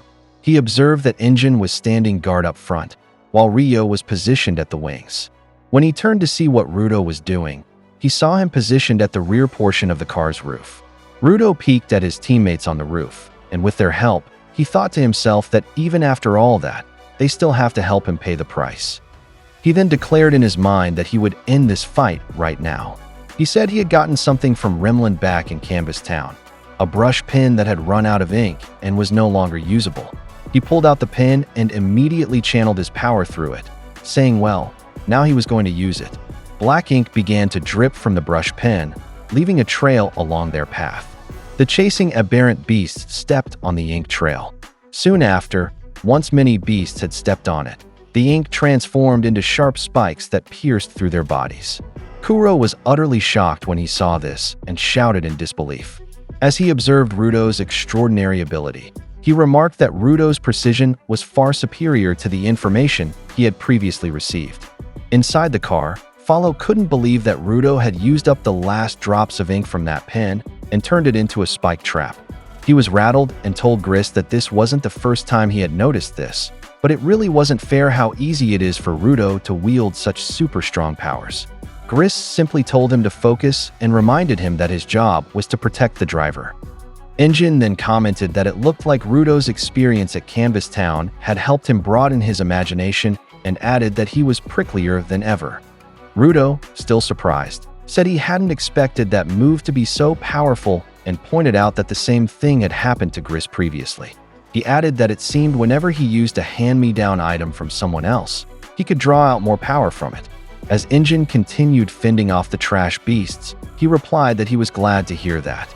Rio then commented that at this rate, they should be able to catch that information broker before they even reach no man's land. Because of her comment, Oniii-Chan became furious and shouted for her to shut up, calling her an idiot, and told her not to say things like that or she would jinx them. Inside their car, we can see Fu smiling cheerfully. He spoke to his doll and said that he liked the members of the Raiders, but the cleaners were pretty cool too. They soon passed a ramp on the right side of the highway, and there was another car going up on the same path they were taking. While Fu was smiling and calmly waiting inside the car, he saw that another car had pulled up alongside them on the highway, matching their speed. When Fu turned his head, the smile on his face vanished, replaced by deep fear and anxiety, because it turned out that he had locked eyes with Zodol, who was sitting at the back seat of the convertible. It was a raider's car, and standing next to Zodol was the maniac, Jabber. Jabber gave them a cheerful hello, catching everyone's attention. While they were all completely shocked at what they saw, Jabber started getting excited when he saw them too. He couldn't contain his joy and asked if this meant they were going to have a race to see who would catch the information broker first, to which Zodol replied that it looked like that was exactly what was going to happen.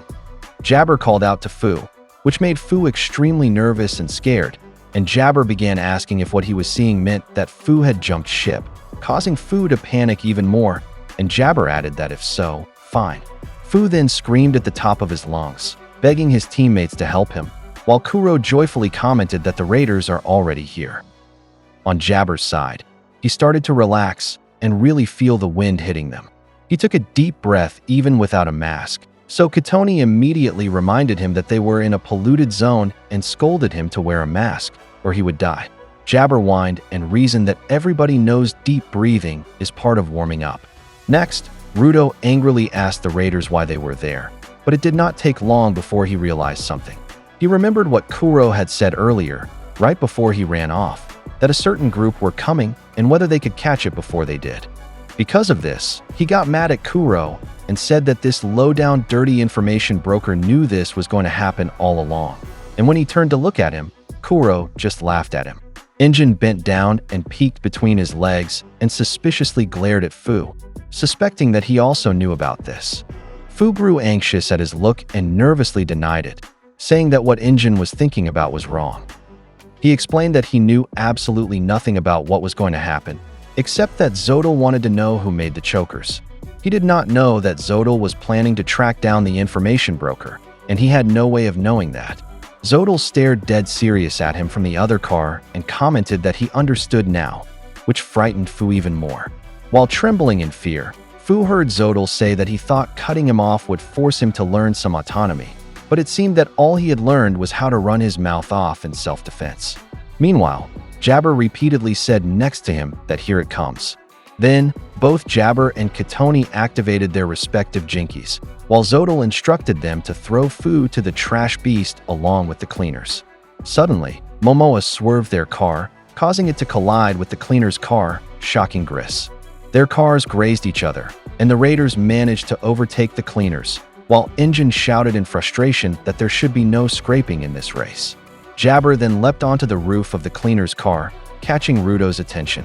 He raised his sharp claws and playfully declared that he was here, but Rio immediately struck him in the face with her ripper, causing him to fall from the roof, and she commented that in that case, do not be. Unfortunately, Jabber managed to react in time and quickly dug his claws into the window, allowing him to stop himself from falling. He looked at Rio and excitedly said, was she not the braided girl with the gun last time, which confused Rudo. Because of that, Injin's eyes narrowed at Rio, realizing that she tried to kill somebody again, who quickly tried to change the topic by saying that Jabber was wrong and that the hairstyle was called fishbone. Just as he was about to share how he felt about what Rio had done to him earlier, Rio quickly apologized and explained that she had done it for the sake of her friends. However, contrary to what Rio thought, Jabber liked the pain he had felt, and he suddenly leaped from where he was hanging and prepared to attack, saying that he wanted her to do that again, leaving her bewildered. Jabber's enlarged claws pierced through the roof, nearly stabbing Fu. As he pulled them out, Fu screamed in absolute terror and started to despair, asking why these things kept happening to him. Follow replied that this was his line, while Gris brushed it off and told them all to keep their heads down. Then, Gris tossed a mask to Fu and told him to wear it if he did not have one, which surprised him. Gris then asked if the raiders were chasing the information broker because they wanted to know where to find the creator of the chokers, to which Fu replied that he thinks so.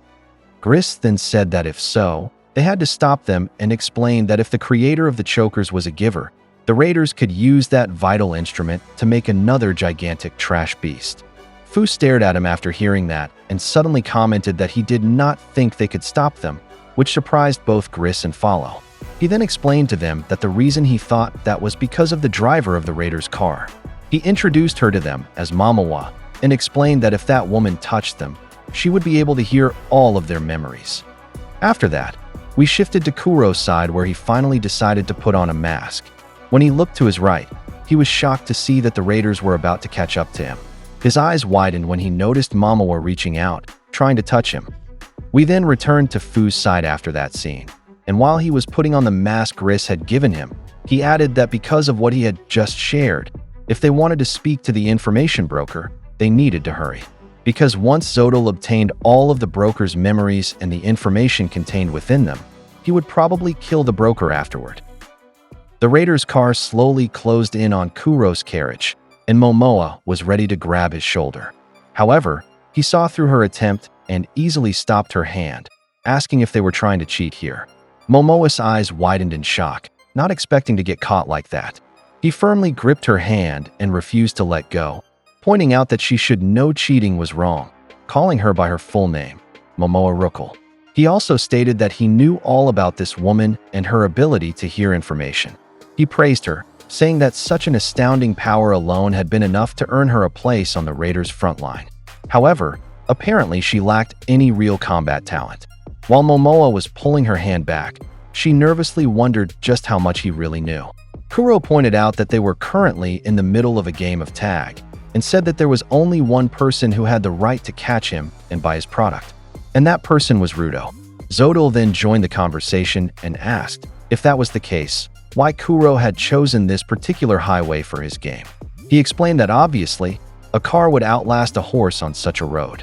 On an unforked road like the one they were on, it was inevitable that he would be caught eventually. Or rather, anyone would think they could catch him. He added that at the end of that highway, he believed there was no man's land, a dead end.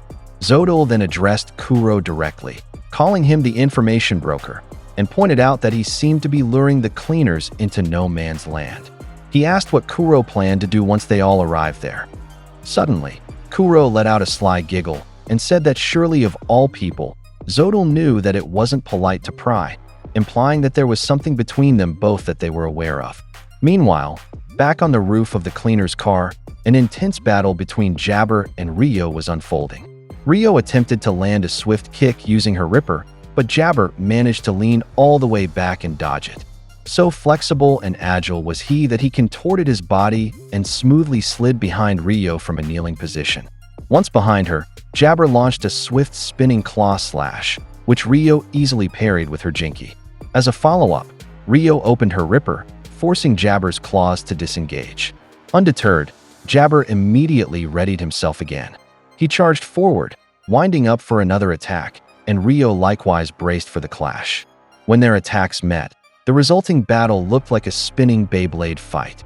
Watching this fierce exchange, Engine, who was crouched on the hood of the car, sarcastically commented that those two must be monsters, spinning like that atop a moving vehicle, and that he was just a mere mortal here. Suddenly, he remembered Rudo and anxiously wondered if he had fallen off the back. When he turned to check, a cheetah trash beast face greeted him instead, and he realized there were still a horde of them chasing after them. Annoyed, he remarked that this was not the time for them to be pestering, calling them trash bags. He pointed out that they were already short-handed, angrily telling the beasts to give him a break.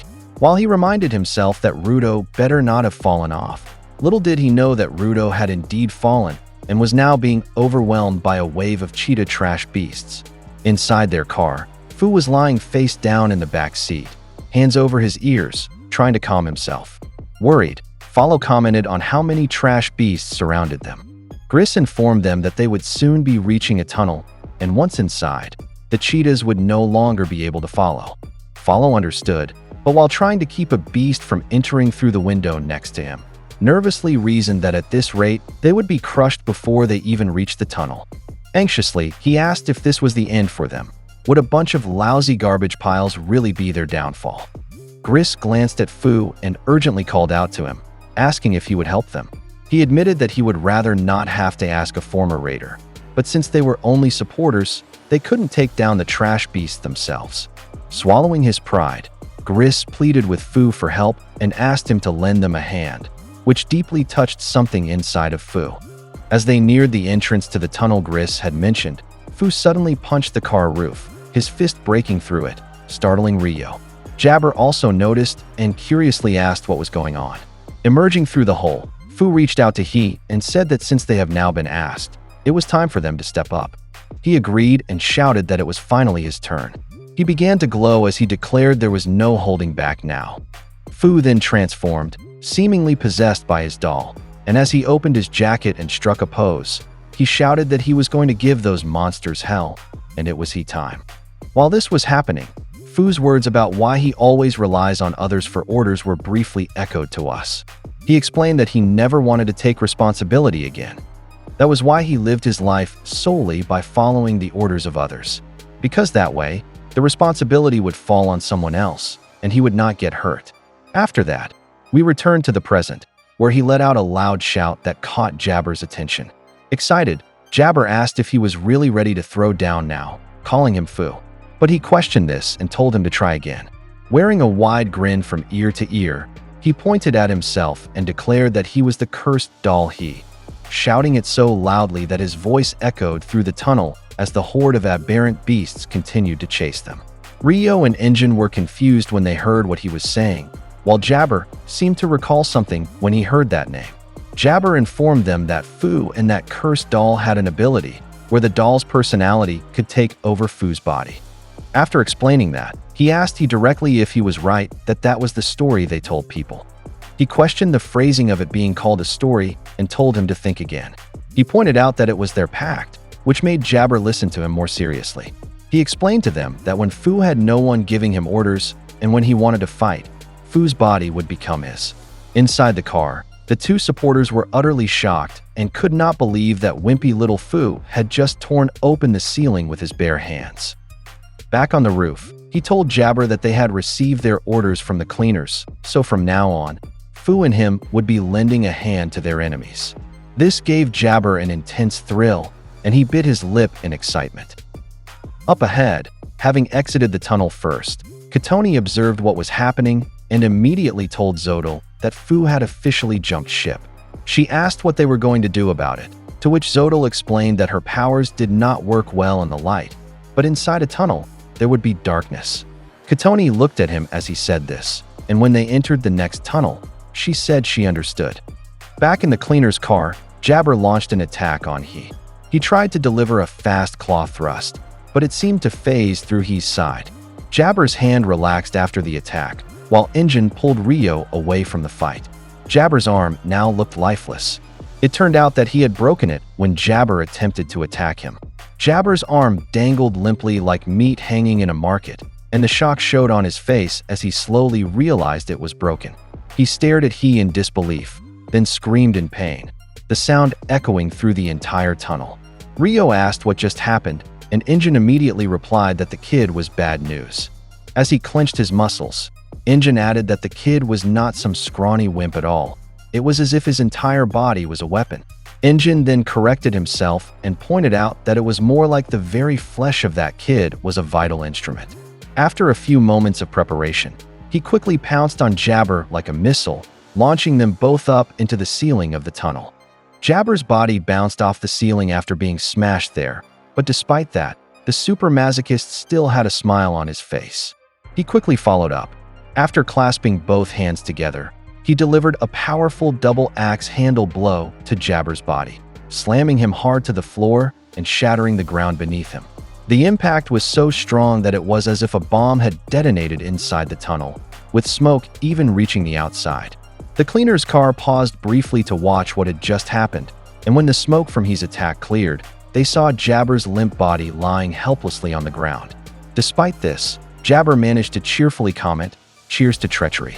As he looked at He, Jabber remarked in his mind that he had always known this kid was hella tough. After unleashing an incredibly powerful attack, Fu successfully landed on his feet. From their vehicle, Rio peeked out and was impressed that Fu managed to kick Jabber and the trash beast's butts in just 2 seconds. She wondered, if she ever had to fight him, how could she possibly win? Meanwhile, Engine jumped down from the vehicle and checked the other side of the tunnel, worried because Rudo had apparently fallen somewhere in that area. Gris couldn't believe it at first, but after inspecting, he confirmed Rudo was indeed missing. Injin then decided to go back and look for him, hoping he hadn't been crushed by the trash beasts. Fu silently listened and looked down at Jabber's battered body lying on the ground. Despite the damage, Jabber was still grinning. He raised his hand and made a circular shape with his fingers, like a telescope, to look at Fu. He said that pure strength was his favorite thing in the world, but the one strength that really had them at its mercy wouldn't even fit the concept of strength. He grinned even wider, despite his injuries. While Jabber lay there, Katoni could be seen at the far end of the tunnel, using her Jinki. Meanwhile, in another part of the tunnel, the vehicle carrying Zodal and the information broker, Kuro, was still speeding forward. Kuro thought to himself how the raiders weren't even making a move, instead clinging to him like glue. He suspected that Zodal had taken an interest in his destination. He spoke aloud, noting that Zodal rarely used the power of his code, even in front of his own friends. Kuro then questioned if it was really wise to just let his subordinates handle everything. Zodal stayed silent, not responding. Kuro glanced at him and said that he knew all about Katoni. As they continued moving, he revealed what he knew about Katoni's vital instrument, a manhole cover with the light ability. In well-lit areas, Katoni could warp through pipes, manholes, and similar structures connected to places she had already been to or passed through. However, in the dark, Kuro knew she could go anywhere. That was where Katoni's full power could be displayed. He described darkness as a true power spot. Kuro speculated that Zodal might be planning to send Katoni to take on the Cleaners and Fu, the fighter with the invincible fists. If so, then Zodal wouldn't need to join the battle himself. Kuro asked if that was indeed Zodal's plan. Still, Zodal said nothing. Kuro thought to himself that Zodal's silence was just a tactic to avoid giving away any information, and that made things no fun at all. Back on the other side, Katoni could be seen standing atop a manhole cover, bathed in a bright light behind her. Everyone turned their gaze toward her, the Cleaners, the Raiders, even Jabber peeked up, while Fu looked on with concern. But Katoni declared it still wasn't enough. The trash beasts emerged, and she said she would bring even more. She then used her massive manhole portal to warp in a flood of trash beasts directly into the tunnel, right where the Cleaner's vehicle was parked. There was no way to count how many were summoned. The entire tunnel echoed with their arrival. The Cleaners were stunned and protested in disbelief at what she had done. But they had no choice now. They had to keep fighting. The beasts kept pouring in, thanks to Katoni's warping ability, swarming and targeting the Cleaners. Injin activated his vital instrument to create a defense and push them back. Inside the vehicle, the supporters watched with growing worry, while Fu stood outside, ready and unfazed. The beasts charged toward him, but he stood firm, prepared to take them on. Even Jabber was shocked to find himself among the targets. Katoni told him to just deal with it. She added that anyone who betrays Zodal must pay, and she would make sure Fu paid for it. While the two exchanged words, Rudo suddenly burst out of the manhole, riding on top of a trash beast. Katoni noticed too late and was left speechless. Just as the beasts were attacking his allies, Rudo appeared. Using the beast like a motorcycle, he even had handlebars to grip onto. His entrance was so wild and unexpected that everyone was left in awe. Injin's eyes went wide, asking why he came through the warp hole and why he was riding a trash beast. Rudo explained that he'd been trampled by trash beasts earlier, and when he spotted Katoni's manhole ahead of the herd, he jumped in. He figured it would either take him to the Raiders or back to their side, and it turned out he was right. Injin was impressed by the move, while Katoni was furious with the spherite. She thought to herself how annoying Rudo's quirk was, changing his power depending on what he used. On top of that, he also had a piece of the Watchman series, just like Zodal. And before Rudo could interfere and ruin everything, Katoni decided she'd destroy the entire tunnel, with Rudo still inside it. A 2x symbol was shown as Rudo pulled out the brush he had received from Remlin and drew on the ground with it. He remained unfazed by Katoni's attacks, stating that he was only trying to obtain information. Because of that, he told her to stop messing everything up. His allies were getting dragged into this, even though he was the only one seeking answers. Meanwhile, Injin blocked the incoming attack with his Umbreaker, shielding the Cleaners inside the vehicle. In Rudo's thoughts, he still had Remlin's old brush pen.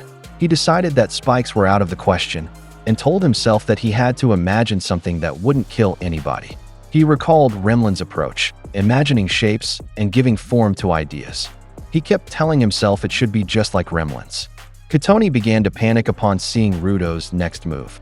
From the tip of the brush he held, a strange substance began to emerge. Oniii-Chan noticed it too and quickly warned the others to grab onto the vehicle. Rudo focused solely on creating something fast, something that wouldn't kill anyone. He was determined to overcome them. Gripping the brush tightly, the result of his imagination burst forth, a massive drawing of Remlin that pierced through and shattered the tunnel itself. The cleaners couldn't believe what Rudo had just done. They all screamed as the tunnel exploded, launching them and their entire vehicle out of the area. The impact was so powerful that they were flung past the bridge and into the opposite side. Follow, stunned, shouted in disbelief, wondering where that titan even came from. While airborne, someone questioned why it looked so blobby. Rudo mentioned that he had flubbed it. He was trying to imagine something incapable of killing anyone, and Remlin came to mind. That's why it came out looking all blobby, because he had pictured something where the ink hadn't hardened yet. Follow commented that Rudo's imagination was way too extreme. The cleaners couldn't believe how far they had flown, and some even began to cry, thinking they were about to crash. Their vehicle exploded upon impact with the ground, but thankfully, Oniii-Chan managed to rescue everyone just in time. Floating with the help of his umbrella, Oniii-Chan held on tight while Rudo, Rio, Follow, and Gris clung to him. He grunted that they were incredibly heavy. Moments later, they landed safely on the bridge. When Oniii-Chan spotted the smoke in the distance, he sighed with regret over their destroyed car. While on the ground, Rudo was still gripping Remlin's brush pen. As it slowly crumbled and disintegrated in his hand, he quietly thanked Remlin. He then looked up, along with the others, and saw what now stood before them, an entrance leading into a vast jungle. Oniii-Chan scratched his head, saying he had really hoped they wouldn't end up in Tori, the jungle no man's land. Rudo couldn't believe it, that this place was a no man's land. Oniii-Chan reminded him of the no man's land Rudo had landed in when he first fell to the ground. Rudo asked if he was referring to the place where there were eyeless trash beasts that responded only to sound. While they were talking, one of the supporters returned Rio's backpack. She was stunned it had been recovered and was clearly impressed. Back to Oniii-Chan and Rudo's conversation, Oniii-Chan explained that Rudo was correct and that there was one such trash beast in this place. Creatures that reacted to any sound or movement, whether from other trash beasts or humans. That, he said, was the king of this no man's land. Before they proceeded, Oniii-Chan warned the group that this was a stealth mission. Their only goal was to capture Kuro, nothing more. Nearby, Zodal's vehicle was parked just at the entrance, right beside Kuro's. Meanwhile, back in the tunnel, the gloopy Remlin-shaped figure that had destroyed everything still loomed. Jabber was stuck inside its gooey mass, looking visibly disappointed. He complained that Rudo's attack didn't even hurt. Fu, on the other hand, was stuck too and couldn't believe he had been left behind again. Up on the bridge, Katoni stood quietly, reflecting in her thoughts. She apologized to Zodal in her mind for failing to stop the cleaners. Meanwhile, the cleaners had entered the jungle and were moving cautiously. Everyone was on high alert as they crept through the dense vegetation, careful not to make a sound that might attract the trash beast. Rudo remembered what Oniii-Chan said about the king of the Tori no man's land. The idea alone scared him, especially knowing even someone like Oniii-Chan wanted them to be extra careful. Gris, meanwhile, was inspecting the surrounding flora. He found it strange that despite this place being the most polluted no man's land on the ground, the plants here were thriving. He guessed that maybe they had already adapted to the harsh environment. Still, the whole area gave him the creeps. As they moved farther in, Rudo noticed how eerily quiet it was. Despite how far they'd walked, he hadn't seen any sign of the trash beast. It felt surreal that just a while ago they had come out of such an intense battle. When Oniii-Chan suddenly motioned for silence, Rudo tensed. Oniii-Chan pointed to something, and Rudo carefully moved beside him. They both peeked through a bush, and there he was. Kuro, the information broker, was sitting still in front of a pillar carved with strange murals. He wasn't moving, just quietly waiting. Rudo was shocked. The person he'd been chasing for answers was right there. He instinctively stepped forward, eager to capture Kuro and finally get the information he needed. But Injin quickly held him back, warning him to stop. He pointed out that neither Zodal nor any other raiders were visible nearby. Even though their car had clearly been parked outside, there was no sign of them. Injin advised Rudo to stay on guard, because this could very well be a trap. A hand was then shown, holding a small stone, and it was Zodal's. Quietly perched atop a tree, he had been lying in wait, completely still. With precise aim, he flicked the stone downward. Rudo immediately noticed the motion. Meanwhile, Kuro still didn't move an inch from where he was seated. The stone struck the back of the pillar where Kuro sat.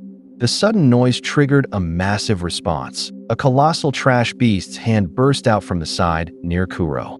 The cleaners were instantly thrown into shock by the ambush. Injin couldn't believe what just happened. He cursed Zodal under his breath, calling him evil. He wants to sneak around without the king of the jungle finding him. And so he was using them as decoys. From the shadows, the full form of the trash beast finally emerged, towering, monstrous, and armed with 4 enormous arms. The king of Tori let out a deep sound, prompting Rudo to look up. It continued to groan as it began revealing its strange form. Meanwhile, Kuro was still sitting behind the pillar, clearly irritated by the situation, as he had been trying to play dead. He decided to make a run for it when the trash beast tried to smash him with its hand. The information broker hopped away to dodge the attack. While he was escaping, Rudo suddenly called out to him, wondering how he was able to get away without making any noise. But because Rudo called out to him, the trash beast's attention shifted to them. It raised its fist, forcing the cleaners to run for their lives. The king of Tori attacked, slamming its fist down right where they had been standing. Thankfully, they managed to dodge in time and quickly fled. Rudo thought to himself that he had seen a lot of trash beasts before. Some of them were huge, but their shapes had always resembled beasts. He never expected to see one shaped like this. It was his first time encountering a humanoid trash beast. Suddenly, Rio leapt out of nowhere and attempted to cut its arm using her Jinky, the Ripper. Injin and Rudo simply observed as Rio darted and jumped around to take it down. She declared that she would take care of that creepy trash beast in just 2 seconds, since, compared to the giant trash beast that had trapped them inside its body, she said this one was teeny tiny. She managed to slash through its arm, including what looked like its hood or head. After landing, she had successfully incapacitated it. Rudo agreed, saying that if they were to compare it to the previous trash beast, this one was much smaller. Rio gave a thumbs up and said size doesn't matter, especially since she had already chopped off its head. But Injin shouted at the two of them in alarm, asking what they were doing and telling them to hide immediately. Rio looked confused, so Injin clarified that this trash beast was different. Rio started to think about what he said as the head she had cut off floated into the air. What she had assumed to be a head turned out to be more like an empty piece of cloth. Injin added that this trash beast never had a head to begin with, but it was too late. The creature was now right behind Rio. The part she had cut off grew back. Its tendrils burst out and grabbed her, wrapping tightly around her body so she couldn't move. Rudo grew anxious for his companion, but Rio suddenly said that the trash beast was so confusing. She thought it had collapsed because she chopped off its head. While it held Rio in its grip, Zodal silently observed from the top of a tree. He noted how he hadn't seen any other trash beasts in that no man's land. Was it because they were in the territory of this humanoid trash beast, or had this one already wiped the others out to protect something? Meanwhile, Kuro was still running through the area. As he moved farther away, he thought to himself how incredibly easy it was to use the cleaners as decoys. The trash beast had already trapped Rio, and she could no longer escape. She grew frustrated after realizing she had dropped her weapon, the Ripper, meaning she could no longer fight back. The trash beast lifted her high up into the air and wound up for a throw, something Rio hadn't anticipated. She knew it was going to slam her down, and the impact wouldn't be easy to survive. Her body would literally crash into the ground, and it would be impossible to lessen the blow. She couldn't do anything but accept it. She thought to herself that she'd just have to remember this moment for next time and train even harder. The beast threw her down with such force that the ground around her cracked. Kuro peeked out and witnessed what happened. Rio, now severely injured, coughed up blood from the trauma, and Injin and Rudo immediately ran to help her. Rudo jumped forward to catch her while Injin held off the king of No Man's Land. He ordered Rudo to get Ryo out of there, and Rudo even managed to retrieve her scissors as he kept moving forward. He told Injin he's on it.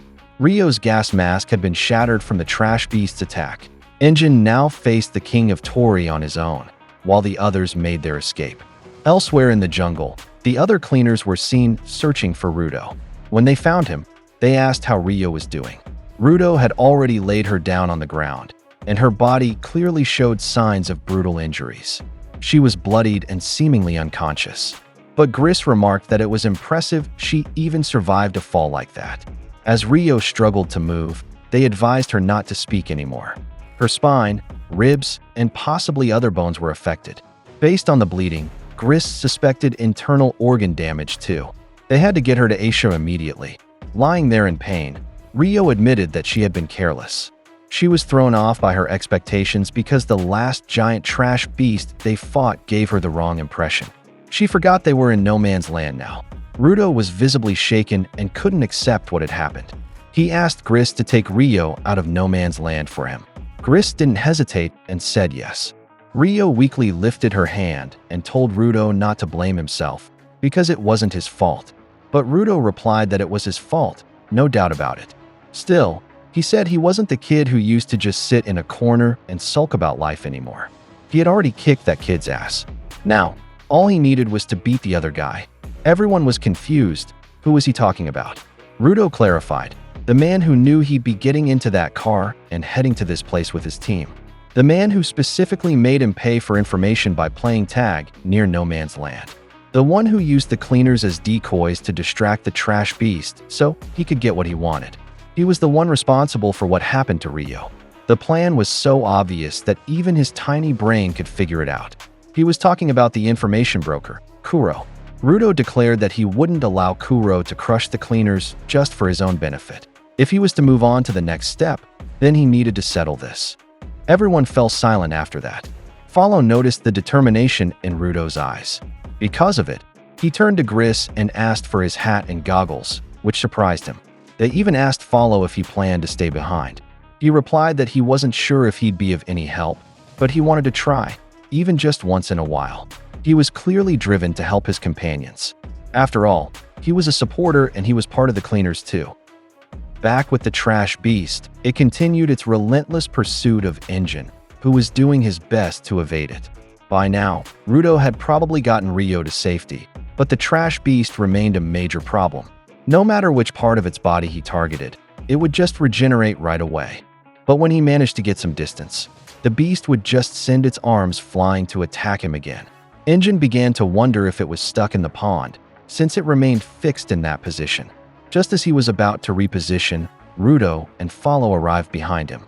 Hearing footsteps, Injin turned to see who it was, and was stunned to find his teammates arriving, looking more than ready to help out.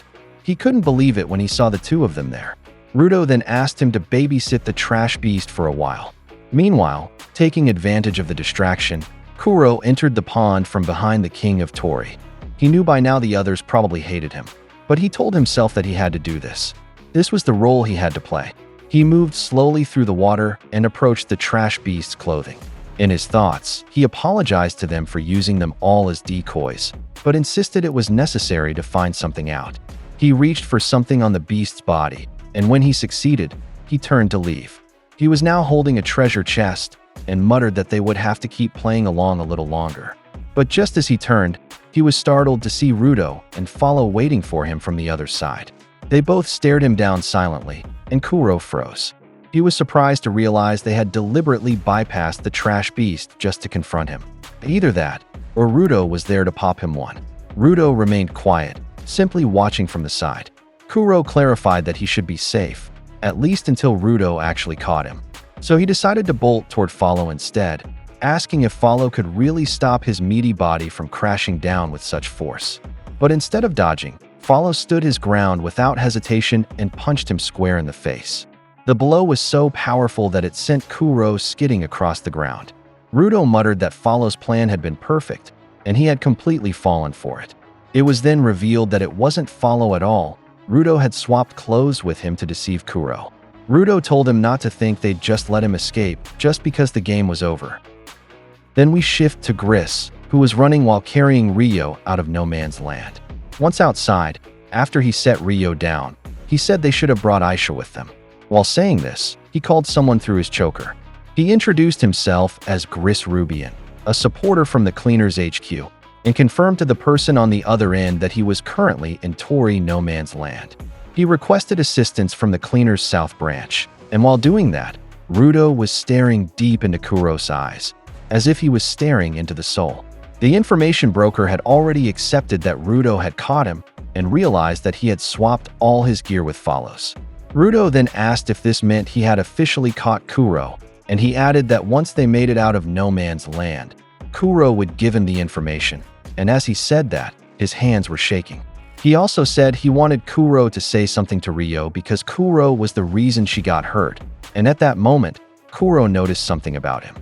Kuro asked where Rudo's watchman gloves were, so Rudo realized that he should have known better than to remove his 3R, even for a second, because his hands would suffer. He immediately looked over to Follow and recalled what Zodal had told him about the Watchman series. That if the person who possessed those items was fulfilled and had everything they needed as a human being, then their thoughts would generate a powerful anima, one so strong it could drive someone insane, and that energy would permeate the user, one by one. And that was exactly what was happening to Follow. He was completely out of breath and didn't understand what was happening to him. He looked at Rudo's gloves and asked what was going on, because it felt like something was eating away at his mind. Thankfully, Rudo quickly pulled the gloves off of him, though he was still gasping for air, clearly struggling because of the gloves.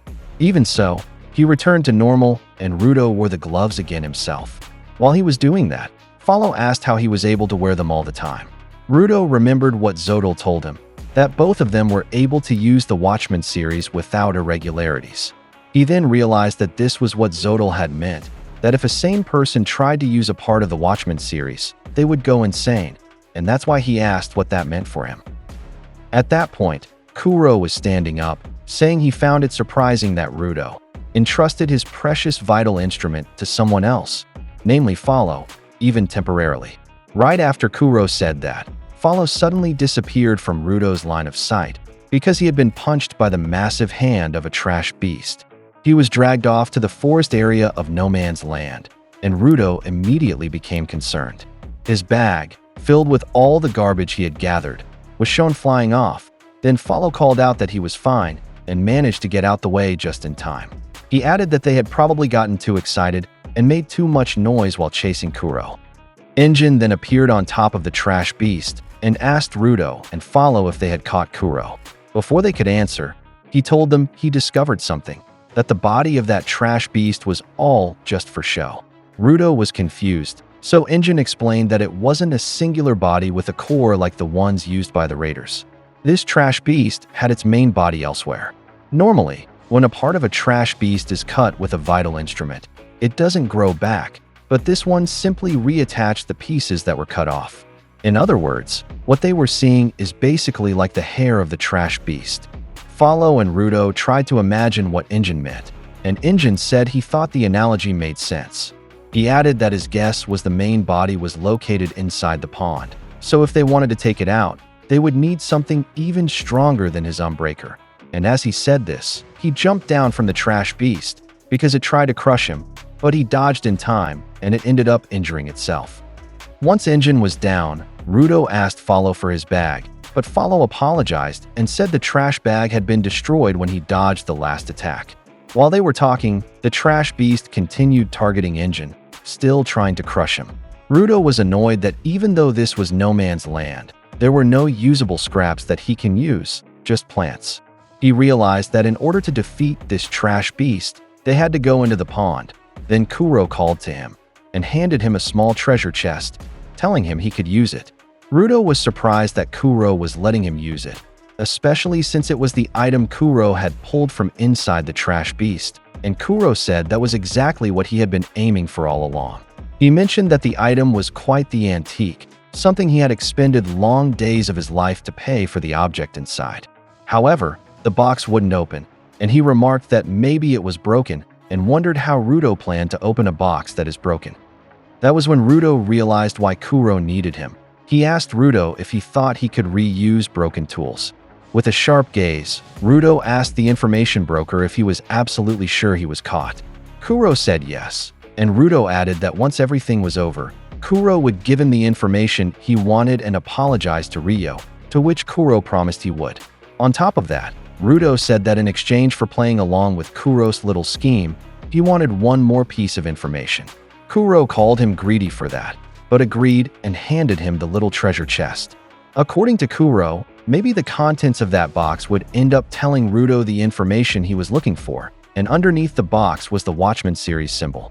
From Zodal's position up in a tree in the forest, he was watching Kuro, Rudo, and Follow. He realized that the small treasure box Rudo was holding was what the broker was after. While watching the three of them and Engin's battle against the trash beast, Zodal pointed out that the box was stolen from the monster. Yet the beast wasn't reacting to it. Not only that, but the beast also didn't react when Rudo held the box. So based on how it was moving, he figured the trash beast was simply trying to kill anyone getting its attention. That made him wonder what exactly the trash beast was guarding, if it wasn't the box. In the next scene, we enter Rudo's perspective, where we see things from his point of view. Follow is asking him if he was seriously going to use the box, making it known that the box can't be trusted since they didn't know anything about it. As for Kuro, he only cared about what was inside the box, so he stared at it intently, seriously thinking about what to do with it. While Rudo was deep in thought, Follow warned him that he shouldn't use the box since it came from the information broker, and they had no idea what was inside, making it a bad idea to open it. He added that he knew Rudo wanted information, but that box smelled like trouble, and if Rudo needed anything, he should just grab his hammer instead. Even so, Follow seemed to regret saying it, remembering what happened to Griss's amulet after Rudo used it. He even pointed out that even if Rudo used the box, how would a box defeat a trash beast? Engin then joined the conversation, telling Follow that the box defeating the trash beast was the last thing they should worry about, because when it came to figuring out how to use something, Rudo ticks all the boxes. As he said that, he used his Umbreaker to drill into the arm of the trash beast. At that moment, Rudo fell into deep thought, and for him, he understood that Engin trusted his power, that Follow had concerns about him going along with Kuro's scheme, and most of all, that Kuro was using him to find out what was inside the box, yet no one actually cared about the box itself. He began to relate to it, and couldn't help but project his feelings onto the box, which made him a little sad. He said he felt a weird sensation in his chest, which made him want to make the box shine. He then used his powers on the box, and it unleashed massive shockwaves across the area. He said he could tell the box had a lot of history, but he had never touched it before that day. Still, he felt an overwhelming surge of energy from it. He explained that it wasn't just coming from his power, and when he opened the box, it felt like the inanimate object had turned to look at him. A blinding light exploded out from the box, enveloping the entire area, and both Follow and Kuro felt the light coming from the box, and so did the trash beast. Smoke began to pour out from the box, then Rudo floated out from it, carrying him toward the trash beast's face. Rudo said boxes weren't just meant to be opened, as they were meant to contain something as well. Right after he said that, we were shown the massive creature that Rudo was standing on. It bit into the massive trash beast. Slowly, that creature began to devour the trash beast, pulling it out of the pond, revealing its true form that had been hidden underneath.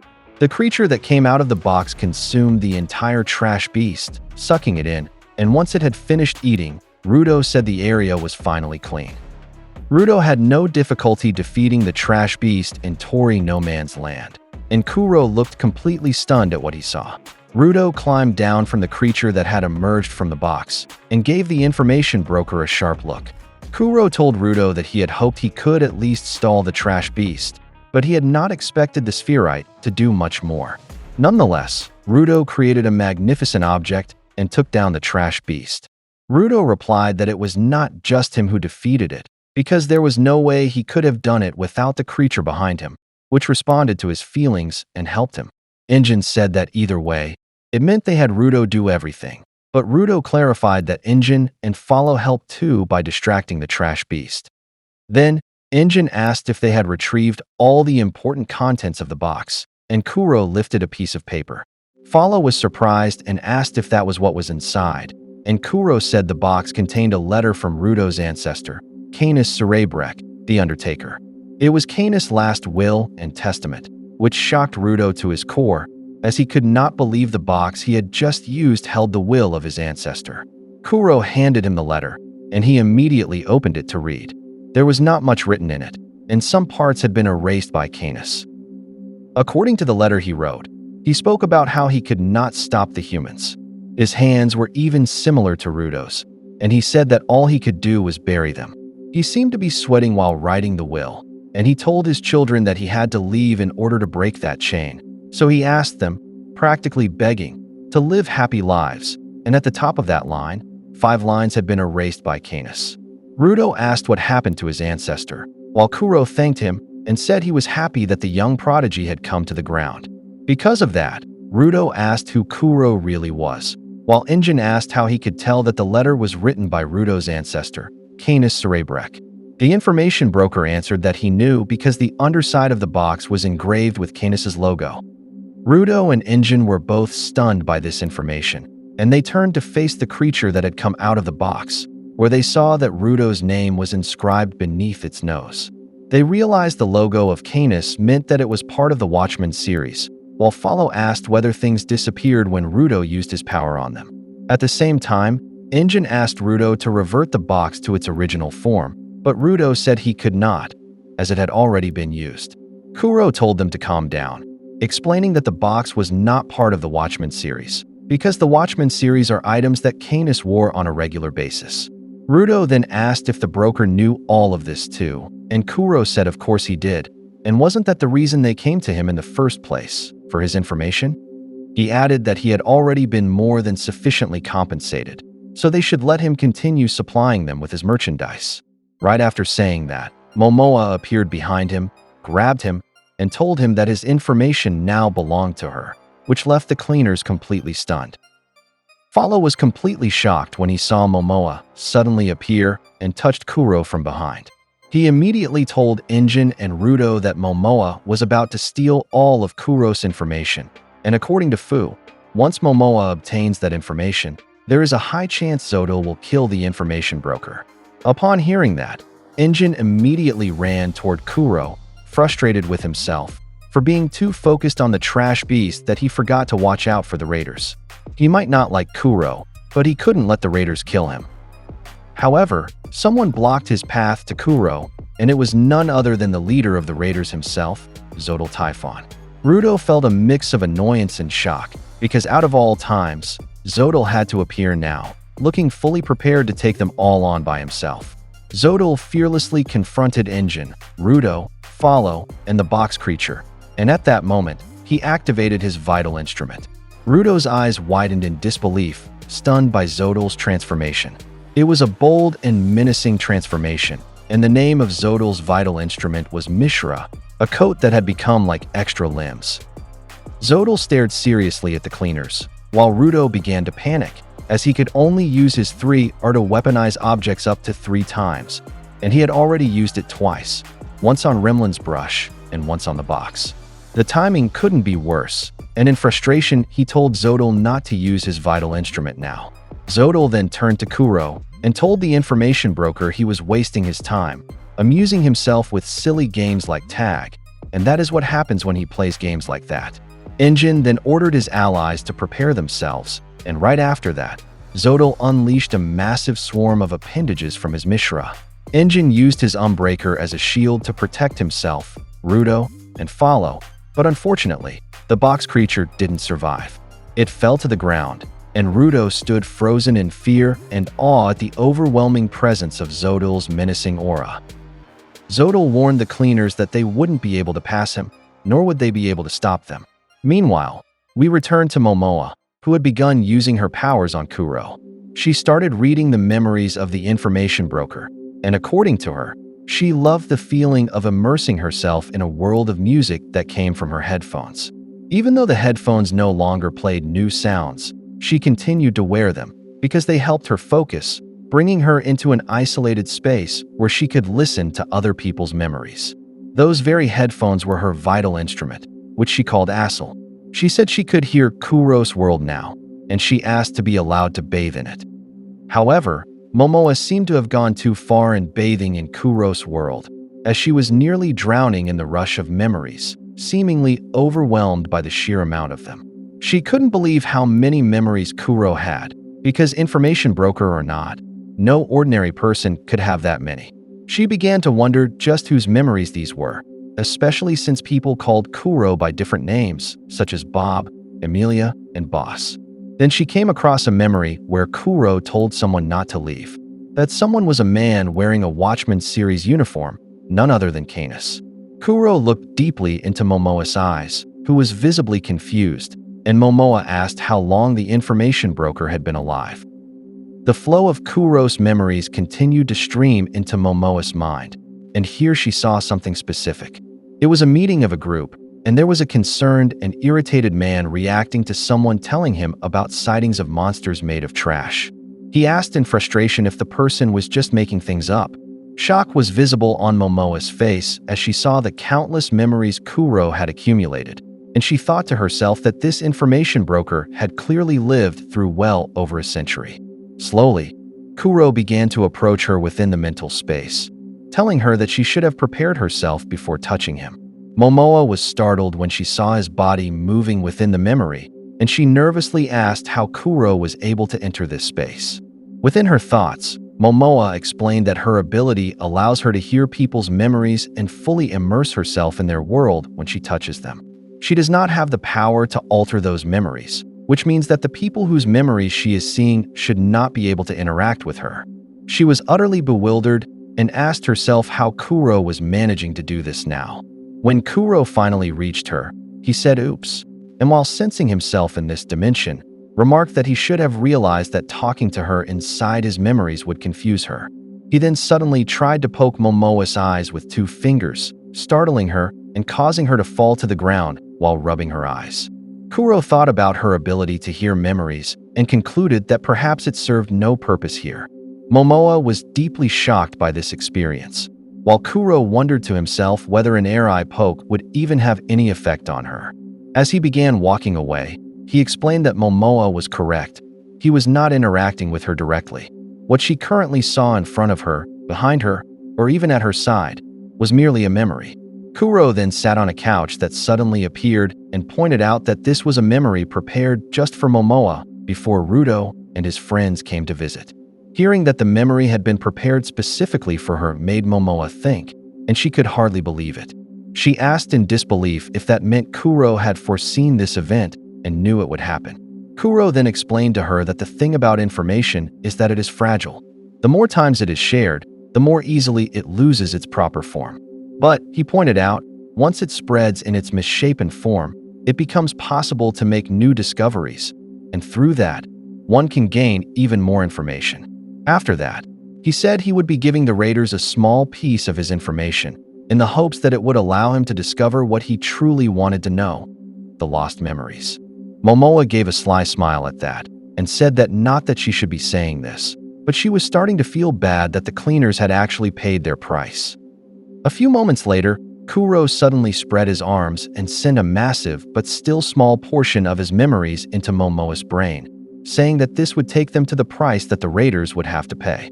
He said that they would pay with a freeze caused by brain overload.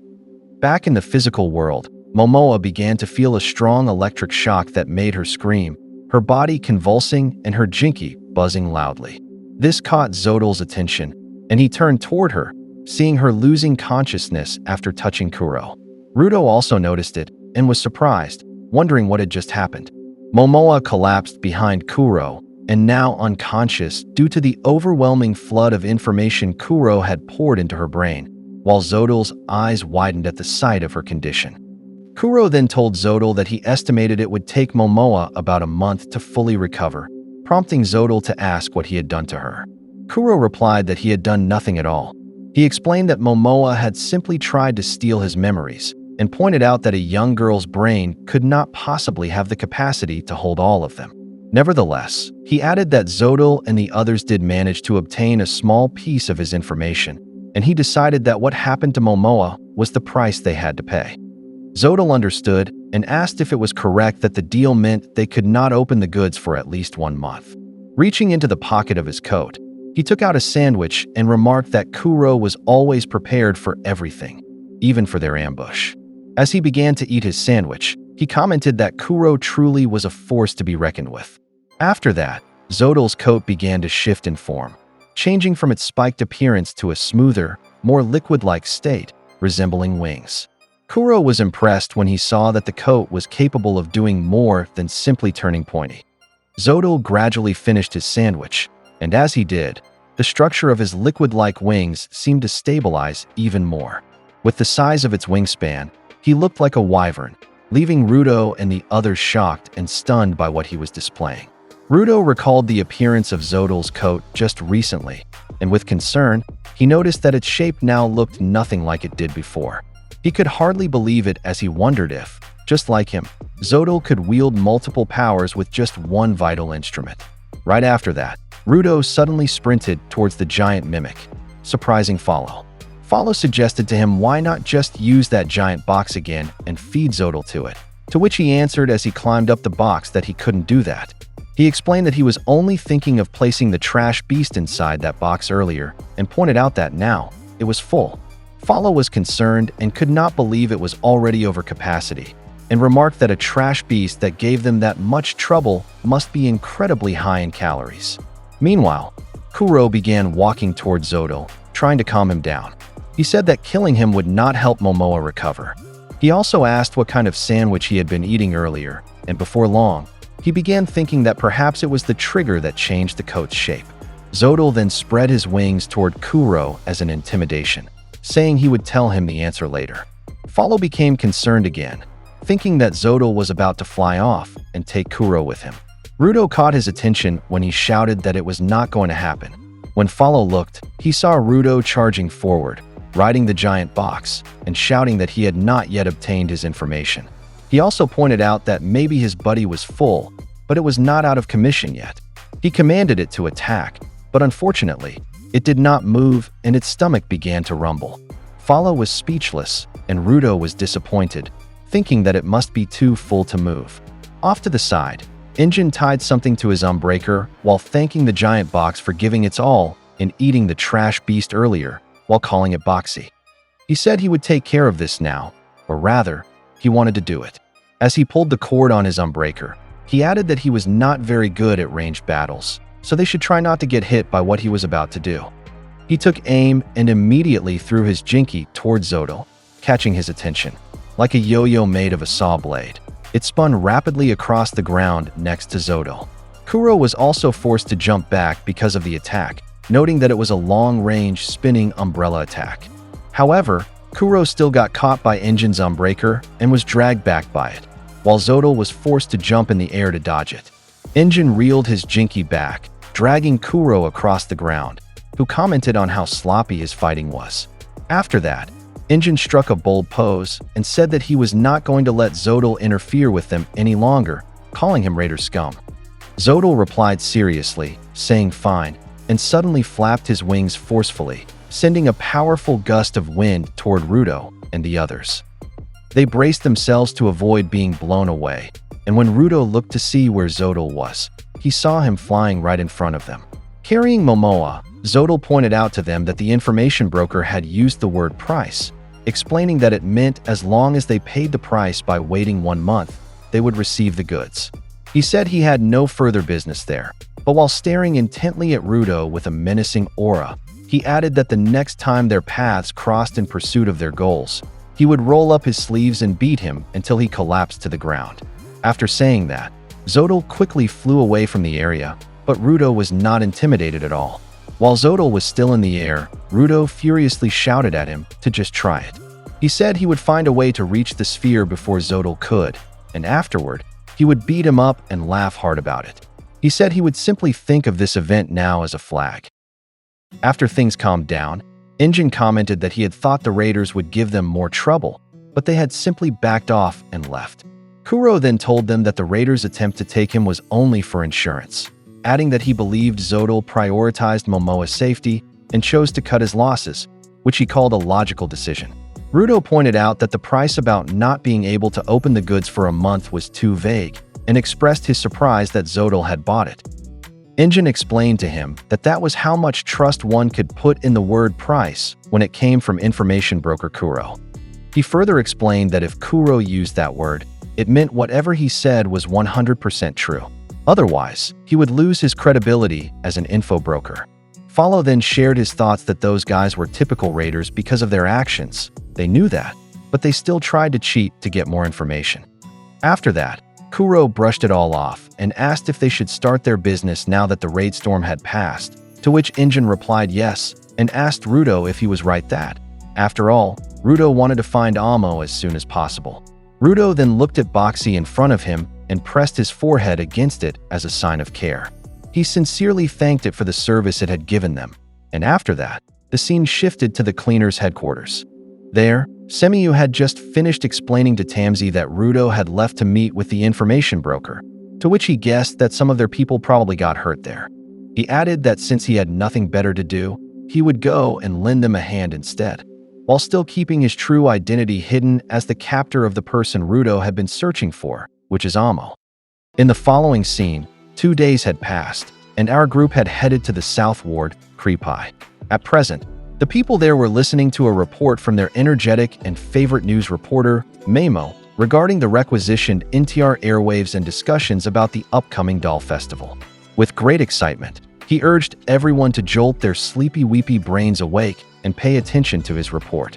He announced that he now had breaking news which he was certain they would have a hard time believing. It was now official. There would be a doll contest. Inside a hospital room in the Southern Branch headquarters, Rio was watching this report as she lay recovering in bed. Though still weak, she laughed and commented that she really hated that reporter, but everyone still watched him because he could deliver the news faster than anyone else. After that, she addressed the elephant in the room and turned to the two individuals watching over her, asking what their names were again. The two introduced themselves. The one with scars on her face and chest was Mildreda, while the one with piercings on her nose and below her lip was Marij. Marij added that they were supporters of the cleaners in the South Branch, and sweetly said they were so relieved that Rio had regained consciousness. Rio responded that she had never been to the South Branch before and expressed her gratitude for their help. Unlike Marij's calm demeanor, Mildreda snapped, saying she should better be grateful. She said she didn't care if Rio didn't know she needed to go to Tori No Man's Land and pointed out that if she was going to the South Ward, she should have at least informed the South Branch cleaners. She also emphasized that they were cleaners, so they should have predicted she'd end up in No Man's Land and not let the information broker lure them in like that. Marij tried to calm Mildreda, saying that since Rio was still alive, no harm, no foul. It seemed to work, and Mildreda agreed, although she said it was ridiculous. Mildreda scolded Rio, saying they came all the way to pick her up only to find out the bridge had been destroyed, asking if they really had to make it that hard to get there. Then, she added that they even made ridiculous requests like saving Fu, a raider, which made her shout to ask if they were kidding. Right after that, she asked in a chilling tone what was wrong with the people from headquarters, which immediately made Rio apologize, and Marij comforted her by saying not to mind it. Mildreda was just concerned, which made Rio wonder if that was really true. Then Rio asked, now that they mentioned it, where was Fu? Mildreda answered that he was with their twins for interrogation. Marij noted that she called it interrogation, but they were only making sure Fu no longer viewed the cleaners as enemies. She added that since Gris was with him, that might be the reason Fu felt safe, which made Rio wonder if that was really the case. But it was clear from Fu's expression that he was terrified as he faced the twins of the South supporters. After that, Rio apologized for all the trouble she had caused and added that they would leave as soon as possible. But Mildreda scolded her and firmly instructed her to stay in bed until she had recovered, which made Rio mutter in confusion that that was actually kind of her. Then, someone entered her room. It was Kuro, who looked surprised to see that she was awake, and he commented how relieved he was, while Rio was visibly shocked. She didn't speak right away, but soon after commented that this was unexpected and asked what he was doing there. Kuro then asked her if she thought he'd just hand Rudo the information and disappear without a trace. She replied yes, so as Kuro sat down, Kuro was amused. then explained that he would have done that under normal circumstances. However, he said Rudo didn't let him because he insisted that he needed to apologize to her. Ryo was a bit confused by that, so Kuro explained further, saying he understood that Rudo was the type to give in to anger and punch whoever or whatever he was mad at. But this time, Rudo told him to his face that he wouldn't punch him, as long as he apologized to her. He then commented on how truly fascinating boys were, adding that they were like open books, and you could watch them grow right before your very eyes. He added that now that he had said everything he needed to, what he was about to say next might come off as a bit shallow, but he admitted that his methods were heavy-handed, so he apologized. Ryo stared at Kuro for a moment after hearing that, but before long, she said it was all right and that she forgave him. She added that the whole experience helped her realize she still needed to train harder. Next, she guessed that Rudo and the others had already gone to the South Ward. Kuro confirmed that they had stopped by to check on her after getting out of no man's land, but he added that they left shortly after, taking one of the tips he gave them about Amo's location, and that they were now on a mission to rescue her. While that was happening, the scene shifted to Tamsi. As he made his way to where he was hiding Amo, he did not expect to run into Rudo and his group, who had just returned from their mission with the information broker. Tamsi and Rudo exchanged glances, and he greeted them with a soft smile. He commented that they were back earlier than he expected, to which Rudo agreed and explained that the South Branch had gave them a ride back. Tamsi said that made sense and expressed how glad he was to see most of them still full of spirit, except for Ryo, of course. Rudo then asked why he suddenly decided to come along with them, and Tamsi replied that it was to fill in Ryo's place. Besides, he thought having another familiar face around might help Amo feel better. Rudo carefully considered what he heard, but chose to let it go for now and focused instead on the hatch ahead, where Amo was being kept. Injin pointed out that the cellar was practically next door to the town where they had been shopping the day before. He also mentioned that Amo had completely lost herself when she took those watchman shoes for just half a second, so he doubted she had come all the way here from the desert by herself, especially without her shoes. Rudo then told him that Kuro referred to this location as the place where Amo was being kept, which made Injin realize and confirm something about the case. He explained that after they parted ways with Amo, someone kidnapped her. Unbeknownst to them, the kidnapper was already right behind them, and in an effort to make sure he wouldn't get caught, Tamsi himself volunteered to enter the cellar first. He stepped up to the entrance and suggested that the person who took Amo might still be down there, and that the group must be exhausted after their trip to no man's land. However, Rudo wouldn't allow it, and said he would go first. If it was just one person who kidnapped her, he said he only needed to punch them. This remark caught Tamsi's attention. Once they entered, they were met by a long staircase descending underground, and Rudo led the group as they began to head down. When they reached the bottom, Rudo's eyes widened at the sight of a large cell hidden beneath the cellar. He quickly approached and peered inside, and there, he saw Amo, chained up and visibly weakened from captivity. Their eyes met when he called out to her, and the shock and disbelief on his face was unmistakable. Tears welled up in Amo's eyes as she exclaimed that she always knew he would come for her.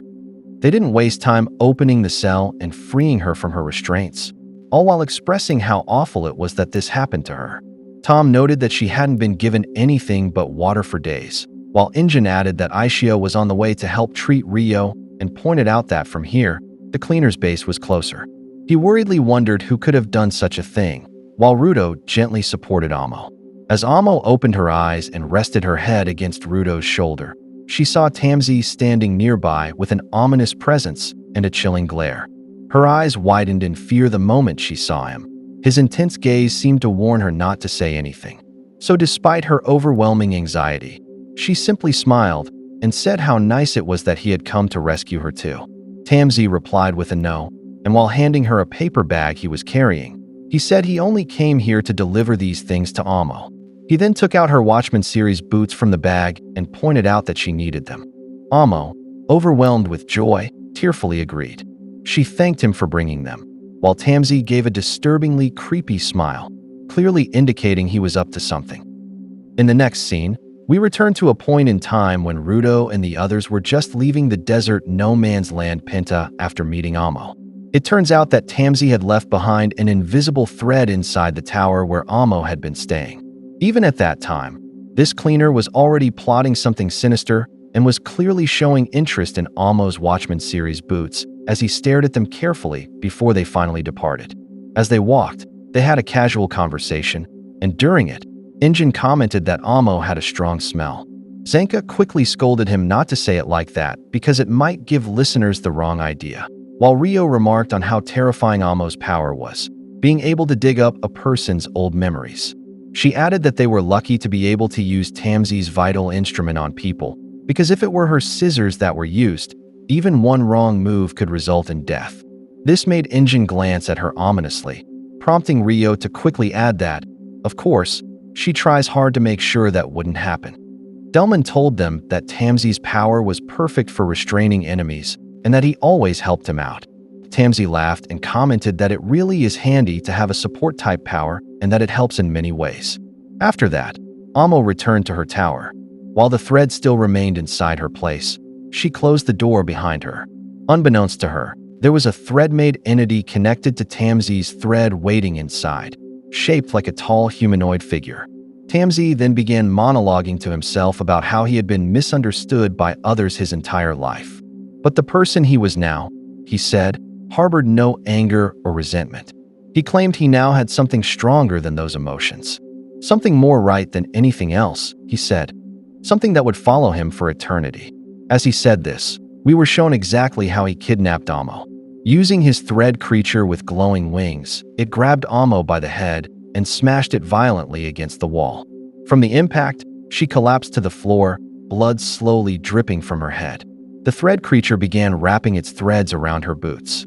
Amo slowly regained consciousness, now bleeding from her head, and saw her boots being yanked from her feet. She stared at the creature for a moment and tried to resist. She screamed in fury, but the creature easily lifted her off the ground, its threads coiled around her neck. Without mercy, it began to strangle her, tightening its grip. She remembered the choker Rudo had given her to contact them for help and quickly tried to use it. Meanwhile, back with the cleaners, they had just gotten into the car. Rudo and Tamsi were seated at opposite ends, and while Tamsi had his left hand casually hanging outside the car window, he was secretly controlling his thread creature. Because of this, Amo wasn't able to reach out to Rudo. The choker had already been removed by Tamsi before she could activate it. After that, Tamsi spoke to Rudo in his mind, asking him if what he did wasn't beautiful, all while recalling the time Rudo was still with Regto on the sphere. We were then shown how Regto was stabbed to death by a mysterious figure, revealed to be Tamsi, making him the very angel they suspected could cross the border between the abyss and heaven. He claimed that what he did to Rudo's father and now to Amo was his act of love.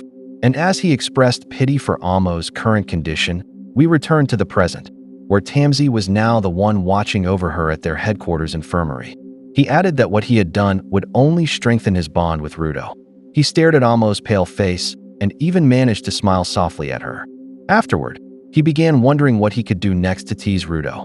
While remembering Rudo's reaction up on the sphere when Regto was killed, he said he almost got him back then, but it still wasn't enough. He said he needed to draw Rudo out of the shell he was referring to. He thought for a while, and after some time, came to the conclusion that he needed to do one specific thing for the sake of love, claiming he had no other choice. Without even flinching at his own words, Tamsi calmly decided that he needed to kill someone in order to make what he wanted come true. In the following scene, a few days had passed, and Amo slowly began to regain consciousness after being unconscious for a while. As she opened her eyes, the first thing she saw was the infirmary ceiling, while she was still struggling to breathe. She scanned the area with her eyes to see where she was. Gradually, her breathing quickened, and when she turned to her forearm, she saw that there was a 4 needle inserted, which caused her to completely panic. Her eyes widened in shock and fear, but her attention was immediately caught by what appeared to be a floating vase to her left. It turned out to just be Rudo with the vase resting on top of his head. Their eyes met, which made Rudo start to get nervous, and he stammered as he tried to greet Amo. After a few moments, Amo called out to him and innocently asked if a flower had sprouted from his head, which flustered him for some reason and made him immediately yell that no. He explained that he was just looking for her shoes when it fell, but the truth was he had tried to smell it, and from being too stimulated, he accidentally hit his head on the bedside table where the flower vase was placed. Amo's attention was caught when he mentioned her shoes, and though weak, she tried to move her hand to reach for them. Rudo noticed what she was trying to do, so he took the initiative to pick it up from the floor and place it beside Amo, then rested her hand on it. Amo slowly caressed it to fully feel her beloved boots, and because of that, she felt deeply relieved and calmed. Rudo watched this happen and said aloud what he was thinking, that he was really glad she had woken up. While recalling how they first met, punch and all, he said that he knew a lot happened back when they met in the desert. But he added that it was also because of everything that happened that he was so incredibly glad that Amo was alive. Amo stared at him, and after hearing those words, she began to feel a sense of emotional relief. Amo started to open up and told Rudo that she felt like she had hurt a lot of people just to get what she wanted. But she added that after meeting Rudo, she learned that if you hurt people, you'll be punished for it. So now, she said, she thinks that what's happening to her is part of the punishment she deserves. She began to cry as she said that even so, she couldn't take it anymore. She said she couldn't bear to go through what she had experienced ever again. She said she couldn't endure the fear of disappearing again without anyone even knowing. Rudo was shocked when she began crying as she expressed her feelings. She held his hand and added that this was exactly why she was so happy that he came for her. Amo slowly broke into sobs and wholeheartedly thanked Rudo for everything he had done for her.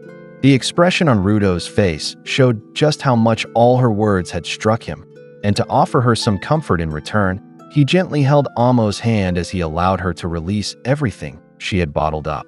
Suddenly, footsteps approaching could be heard, and it turned out to be Tamsi, who suddenly asked who in the world could possibly have done such a thing to Amo. Rudo was startled by his sudden arrival, while Amo's eyes widened as she turned to look at him. Rudo shouted in surprise and asked when Tamsi even got there, to which Tamsi teasingly replied that they were so into each other that they didn't even notice him come in, and he mockingly called Rudo a rascal because of that, making Rudo shout again that he wasn't. After that, Tamsi knelt down to properly speak with Amo and asked her who had locked her up in such a horrible place.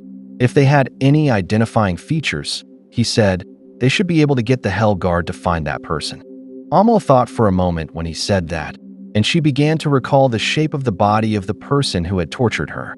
However, it turns out that in her opinion, the person who had locked her up was a woman with long hair.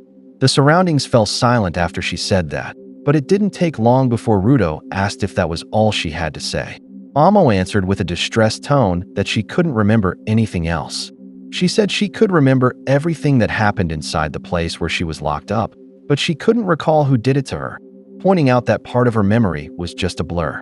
Tamsi smiled upon hearing that and said that what Amo said made sense, which made Rudo wonder what he meant by that. Tamsi expressed his pity for Amo and explained that according to the people who rescued her, her captor gave her nothing but water for several days, and he pointed out that it was only natural for her memory to be vague. He said he was sure she'd remember once she regained her strength. Rudo just stared at him while Amo weakly agreed with Tamsi. Tamsi began to monologue internally again, and it was as if he was overwhelmed with satisfaction when Amo didn't recognize him. He started recalling how he used a book, which seemed to be part of the Watchmen series, and Regtoa's former book, on Amo, in order to seemingly make her forget what he looked like so she wouldn't identify him as the kidnapper, and he commented that the Watchmen series was super handy. Apparently, its real name wasn't that dorky. Still, he added, it had all been too easy. He was sure that the information broker had already told Rudo about him. He couldn't help but get his guard up. Then when he saw the look in Rudo's eyes the moment they ran into each other outside the cellar where they found Amo, that made him wonder if the information broker really knew something about him and simply chose not to tell, or perhaps he truly didn't know at all. After thinking about that, he brought it up to Rudo and asked if he had asked the information broker anything about the Watchmen series. He was curious about what they found out. Rudo answered that yes, he had asked him where the creator of the chokers could be found, but unexpectedly, the broker didn't know. Tamsi was caught off guard upon learning that and immediately asked if didn't they pay the price for that intel, saying they worked hard for it, and even pointing out that Rio got injured. He covered his face as if pretending to be thoroughly disappointed, but in reality, What ran through his mind was that he was certain Rudo wasn't happy after learning that. Even so, when he looked at Rudo's face, his expression caught his attention. He thought to himself that as a liar, he could recognize the kind of face he was seeing now. He said it was the face of someone lying to him. Because of that, he began to suspect that Rudo had indeed heard something. He looked at him with a serious gaze, and Tamsi figured that Rudo must have already heard something about him, judging from that expression. Just as he was about to speak, the scene shifted to a flashback, where a smoking engine said that the moment they had been waiting for had finally come. It was time to unbox the goods. This happened 2 days ago at the cleaner's South Branch. Engine and Rudo sat across a table from Kuro. Engine explained that Rudo was going to ask for 2 pieces of information. But before continuing, he wondered aloud why he was the one talking to Kuro in the first place. He told Rudo to go ahead and ask the questions himself. Rudo began with the first. He wanted to know the answer to the question he had previously asked, where to find the person who made the chokers. That way, he could determine whether they were using a piece connected to the Watchmen series, which was one of the clues needed to cross the border. And if they found the one responsible, it would allow him to trace Amo's choker as well. That, he said, was why he chose that question. Engine was impressed, pointing out that their boss had told him to narrow it down to just one question after all. In his view, Rudo had successfully hit 2 birds with 1 stone. However, Rudo then added a follow-up. For his second question, offered in exchange for going along with Kuro's little scheme of using and opening his box, he demanded to know where Amo is. He sat there with arms crossed, and Engine, watching from the side, was in disbelief. Rudo had managed to squeeze out one more piece of intel, and he couldn't believe that was the second question he chose. Engine genuinely thought they'd be learning about Amo through the choker guy. But Rudo explained that if he was going to get 2 answers, then he wouldn't let the chance to find out something about Amo go to waste. It wasn't what Engine expected from him, but there was no turning back now. Kuro, the information broker, smiled and admitted he admired Rudo's decision. He pulled out a pen and notebook and said they'd start with the one about Amo. He tore a sheet of paper from the notebook and handed it to Rudo. When they looked at it, the place immediately struck a chord. Engine recognized it as the same town where they went shopping for get-well gifts for Zanka, and the location written was just around that area. Kuro, grinning, confirmed that this was where Amo was being held captive. Still gripping the note, Rudo stared and asked if he had heard correctly. Amo was being held captive there. But Kuro said nothing. In disbelief, Rudo asked who had taken her, but Kuro replied that he should be careful. If he wanted more answers, he'd have to pay for them. After all, his question was only where Amo was. Rudo stood up, clearly not satisfied, and tried to argue. But Kuro cut him off, saying that he had already gone beyond the original question by adding that she was captured. That was already a bonus from him. As Kuro began squeezing his meatball-shaped body out from behind the table, he said the rest would be up to them to figure out. Rudo was visibly frustrated. He needed answers. He shouted that he could pay whatever stupid price Kuro wanted. But after a moment, he stopped, realizing someone else might get hurt again, just like what happened to Ryo. Quietly, he sat back down and said nothing. As Kuro walked past behind him, he commented that it turns out Rudo can stay calm when his friends are the ones at stake. It was wise of him. Then Kuro's expression turned serious. He said he'd appreciate it if Rudo could maintain that same cool demeanor. Now it was time for the second question. Kuro knew how hard they had all worked to pay the price for that knowledge, to find the person behind the chokers. Rudo waited in tense silence while Kuro circled the topic. Finally, after taking a deep breath, scratching his head, and smiling, he said he doesn't have it. And just like that, the once quiet, empty hallway erupted into chaos as Rudo flung Kuro out of the room in a fit of rage. The information broker went flying through the doorway, crashing onto the floor from the sheer force of Rudo's charge. Follow tried to stop Rudo while Engine just sighed. Rudo was livid, hurling every insult he could think of, calling Kuro a stupid, idiotic, jerkface, moron, quack, con artist, and even turd face. His fury overflowed, all because he had just found out Kuro truly had no information about the choker creator. That meant everything they'd done had led to nothing. Flat on the floor, Kuro still tried to defend himself. What more did they want from him, he asked. He insisted again that he really didn't know. But Rudo couldn't accept that. If Kuro knew nothing, he should have said so from the start. Follow told him to calm down. He understood how Rudo felt, but warned him not to punch Kuro. Injin, still quiet, slowly made his way up the stairs while Rudo seethed, unable to let go of his frustration. All their effort, all their sacrifices was for nothing. He yelled if this was all just some stupid, pointless game.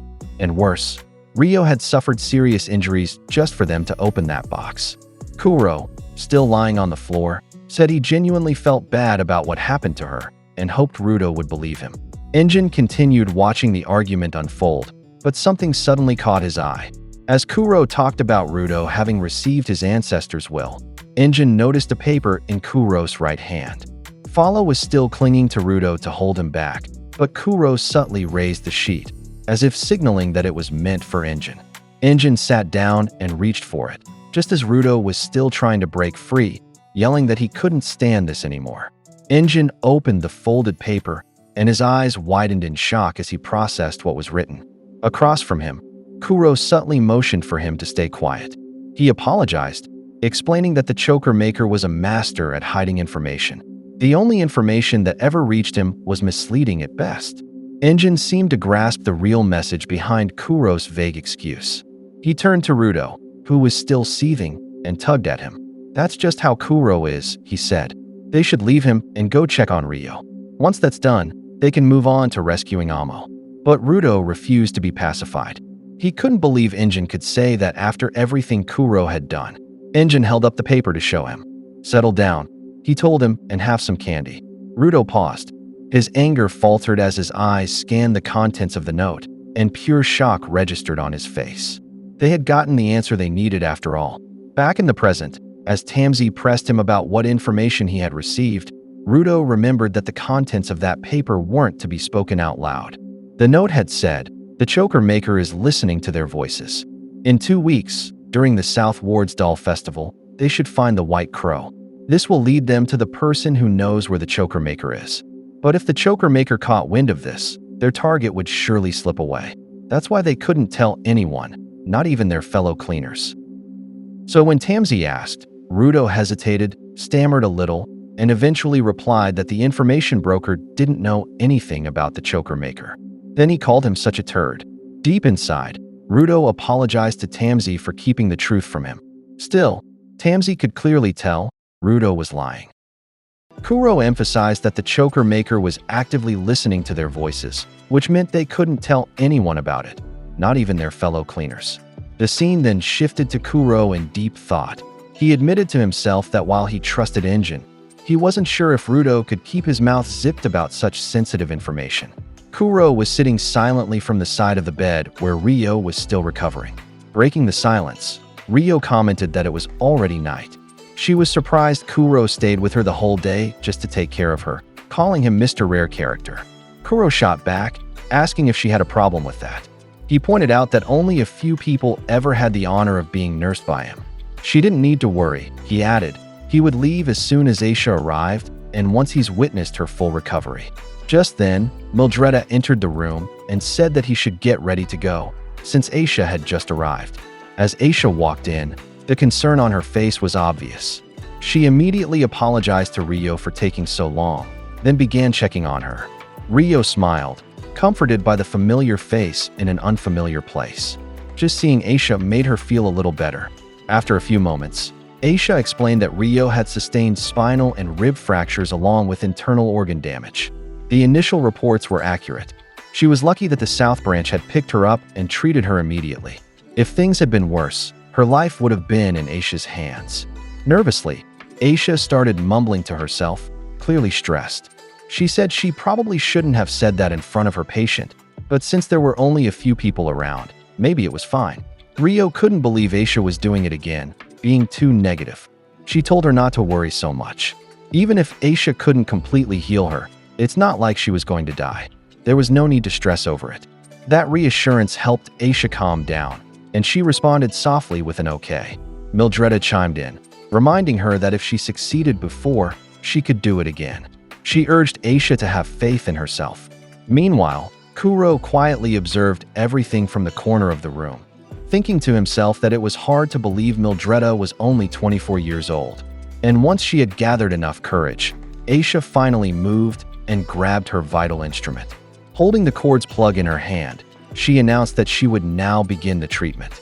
Kuro, watching closely, recognized that this cord was her vital instrument. She walked toward an electrical outlet and plugged it in. Her method of administering medical treatment relied on electricity. But Kuro couldn't help but smile. This wasn't just any kind of electrotherapy. This, he thought, was exactly why givers were so fascinating. Their experiences and thought processes directly shaped how their instruments worked.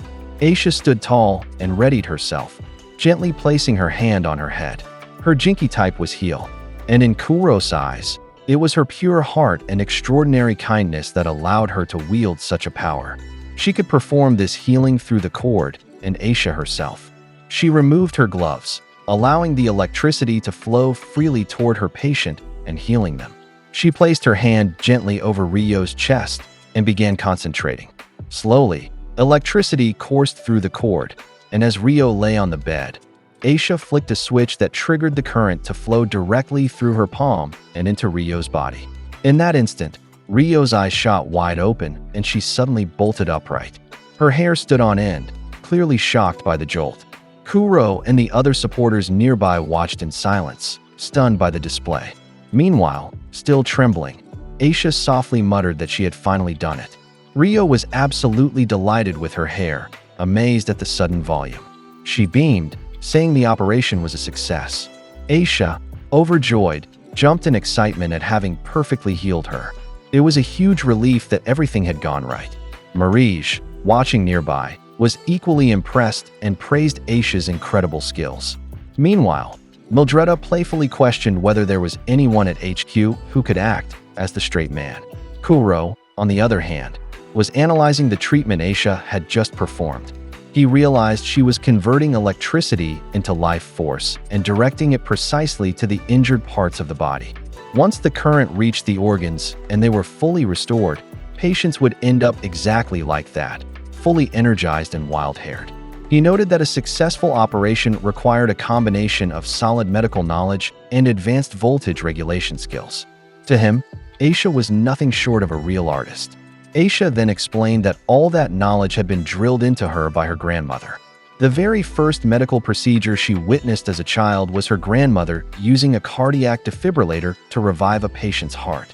She had been deeply moved by the idea that electricity could be used to save someone's life. So much so that when she found a cord at home, she plugged it into an outlet and began imitating her grandmother's work all the time. But the result was, she got electrocuted.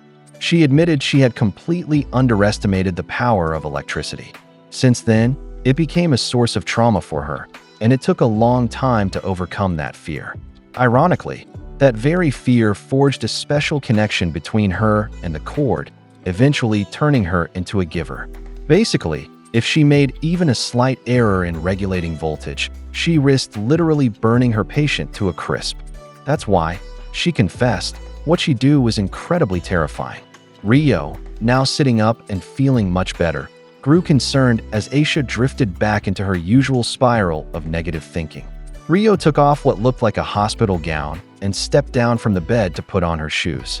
She stretched and declared herself all set. Then she thanked Aisha, saying she was finally back to normal. Aisha explained that her hair would return to normal after a wash. Kuro, watching from nearby, felt relieved that everything had turned out fine, and the weight he'd been carrying finally lifted. Ryo, noticing, thanked him for the concern. As an apology, Kuro offered her one question. He'd answer anything Ryo wanted to know. Ryo turned to him and asked if it was just her imagination, or was Kuro actually soft when it came to the cleaners. She knew Kuro felt guilty about what happened, but as an information broker, she wondered whether giving away information like that would reduce the value of his product. Kuro paused before responding, telling her not to worry. He simply had a special attachment to the cleaners. Ryo stared at him and casually replied, "Whatever, she would just consider herself lucky then." Kuro agreed. So Ryo asked her one question. She was curious why didn't Kuro put his fingers into his gloves. The question caught Kuro completely off guard. He couldn't believe that was what Ryo wanted to know. Calmly, Rio replied that it had been bugging her for a while. Kuro was visibly frustrated and said Rio had completely wasted the question. Rio, surprised at the strong reaction, just blinked. Kuro ranted that he should have wished for something more meaningful. But Rio just reiterated that that was the thing that was really bothering her. Eventually, Kuro answered that when you wear gloves, sometimes you just feel like pulling your fingers out of the slots. That's it. He told Rio not to waste her chance at a valuable piece of information on such a stupid question. It wasn't nearly as deep as she imagined. Kuro suddenly asked if Rio didn't want to know anything about her mother. Rio paused, then laughed, acknowledging that Kuro really did seem to know everything. She thanked him, but said no one asked him about that. Her mood shifted, and with a colder tone, she said that if Kuro was desperate to hand out truths to people, then he should just forget about her. She told him to just go tell Rudo the real identity of that trash beast in Tori. Or better yet, let him know who Kuro really was. Then Rio walked out the door and asked if Kuro understood her. If yes, then he should just leave. Kuro didn't expect that kind of answer from her, and he was left speechless. In his thoughts, he realized Rio still wasn't healed yet. Looking up at the sky, Kuro reflected on Ryo's mention of his real identity. He pushed open a window and stood in front of it. Then his form suddenly changed, feathers sprouting from his body. He quietly muttered that he had long forgotten what his original form was. As he transformed into a crow, he admitted he had played far too many roles over the years. And deep down, he believed that only Rudo had the power to remind him who he truly was. That night, back at the cleaner's headquarters, Amo was fast asleep in the infirmary. Rudo quietly pulled the curtain to block the light that was shining on her. Meanwhile, Tamsi was nearby, keeping watch with him. He noted that Amo must be really exhausted, sleeping so soundly. When the two of them left the room, Tamsi asked what Rudo planned to do next. Would he go searching for the other pieces of the Watchmen series to cross the border? Rudo remained silent, so Tamsi added and asked if he would focus first on finding the kidnapper who had taken Amo. The mention of the kidnapper made Rudo pause in thought. As they walked down the hallway, he voiced what had been bothering him.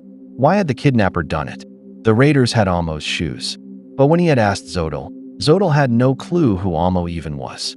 On top of that, Rudo wasn't sure how much he could trust the information from Fu, who said Jabber claimed he had stolen the shoes, but found no one there. So if the kidnapper did take Amo, but deliberately left her shoes behind, it meant the shoes weren't what they wanted. But then why take her? Did the kidnapper really just want to torment her? Tamsi offered his own thought.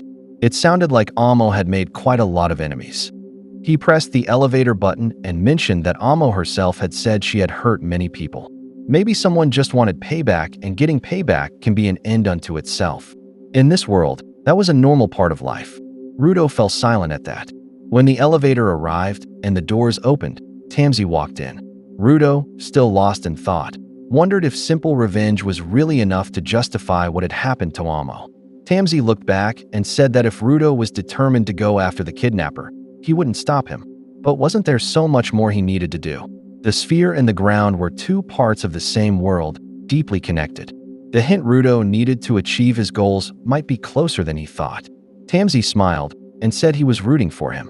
Rudo stopped, about to reply, when suddenly Engine appeared nearby, calling him over. Rudo stammered mid-conversation, caught off guard. He quickly thanked Tamsi for everything, especially for what he had done for Amo. Tamsi just chuckled and told him there was no need to thank him, since he really hadn't done anything. Rudo promised to update him if there was any news, then ran off.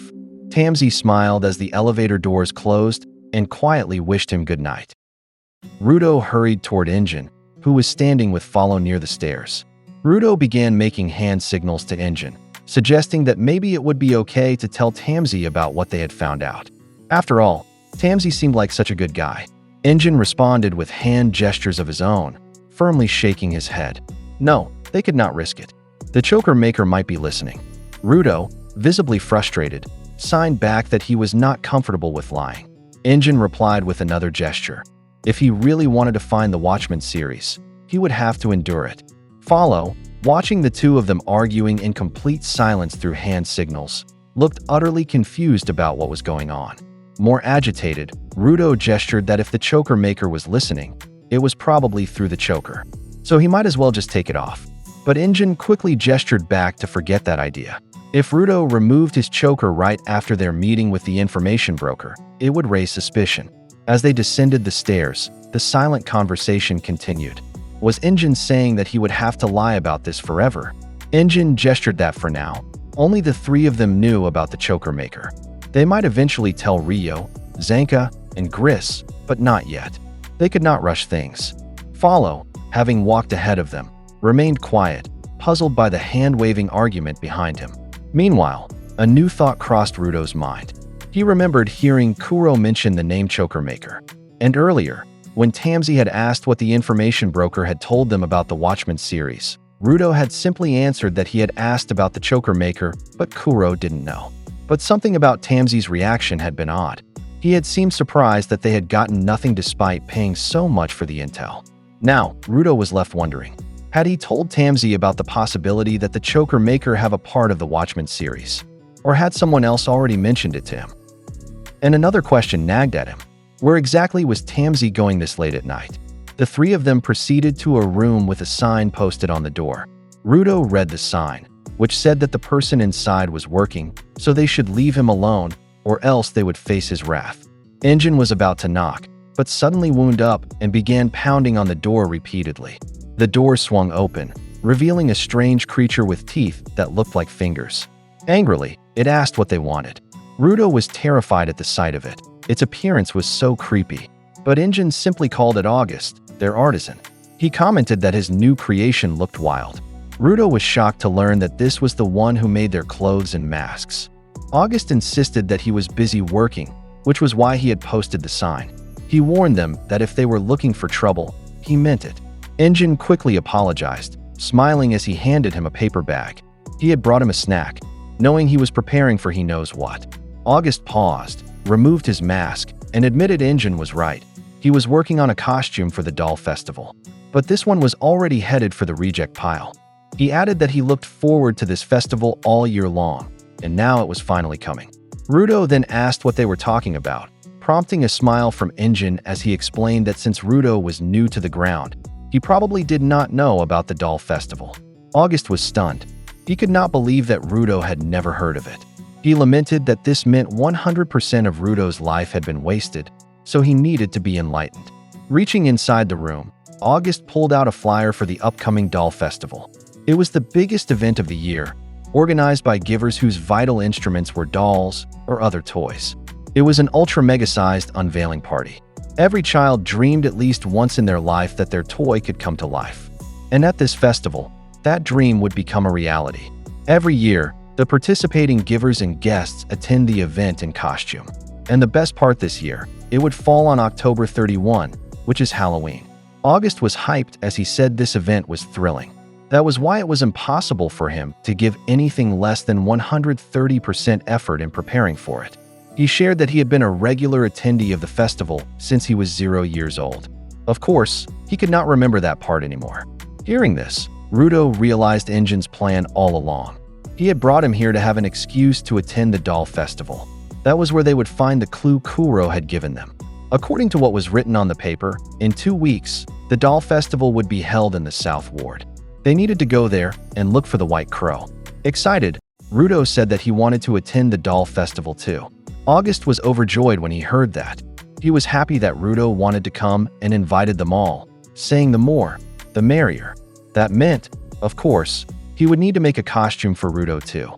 He asked who else would like to join and told them to just say so. Injin then signed to Rudo. If they went there in their cleaner uniforms, they would surely stand out. But if they went in disguise, it would be easier to approach their target. Rudo gave him a thumbs up in reply.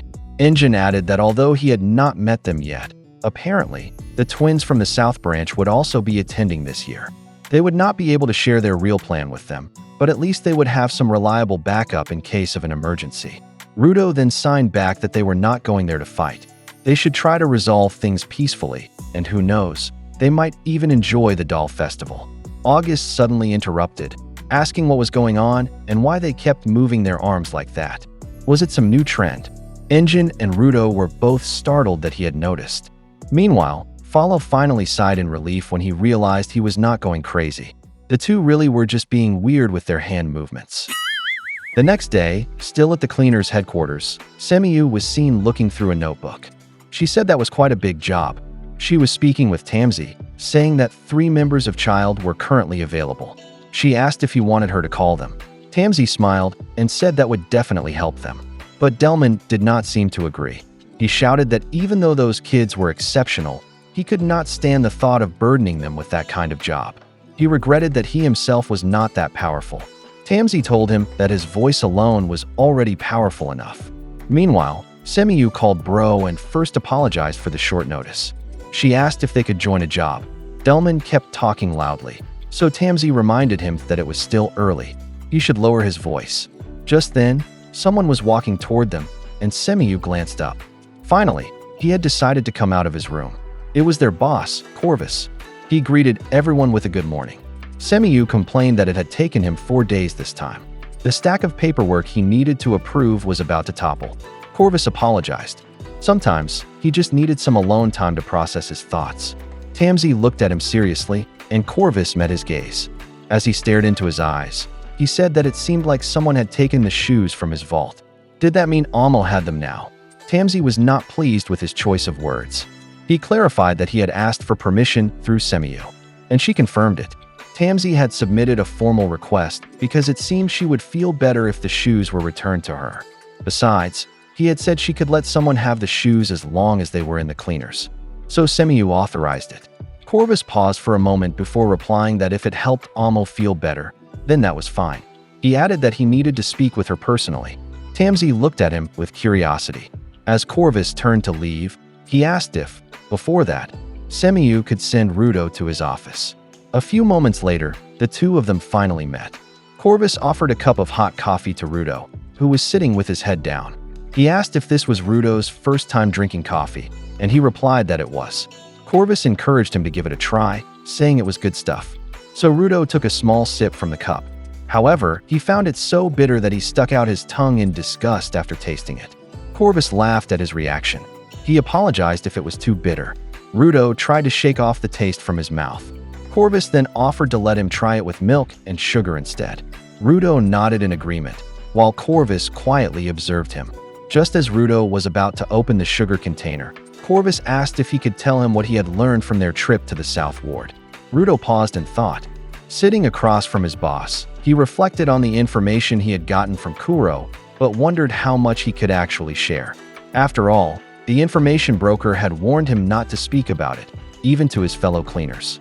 Rudo looked down, unsure of what to say, but Corvus reassured him that he did not need to tell him everything he had learned. He was sure that Rudo had gained more than just what the information broker had said.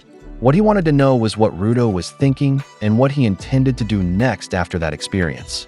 Meanwhile, Corvus added sugar to Rudo's cup himself. He told him that sometimes speaking things out loud helps sort out one's objectives, so he wanted them to talk about it. Rudo remained quiet, thinking about what he was feeling and what he wanted to do next. He reflected for a moment before answering. He said that everyone had gotten hurt because of what he had wanted to do. Staring at the coffee, he admitted that he always ended up causing problems for people, even here on the ground. That was why he thought he was pathetic. So next time, he would make sure no one else would get hurt. He explained that he had gotten the chance to ask the information broker 2 questions, but Kuro had not known the answer to one of them. He realized that sometimes you had to be greedy like the Raiders. Even though he did not like it, next time, he wanted to be like Zodo. He wanted to keep a cool head like him. Thanks to the information he had gotten from Kuro, he had been able to save Amo.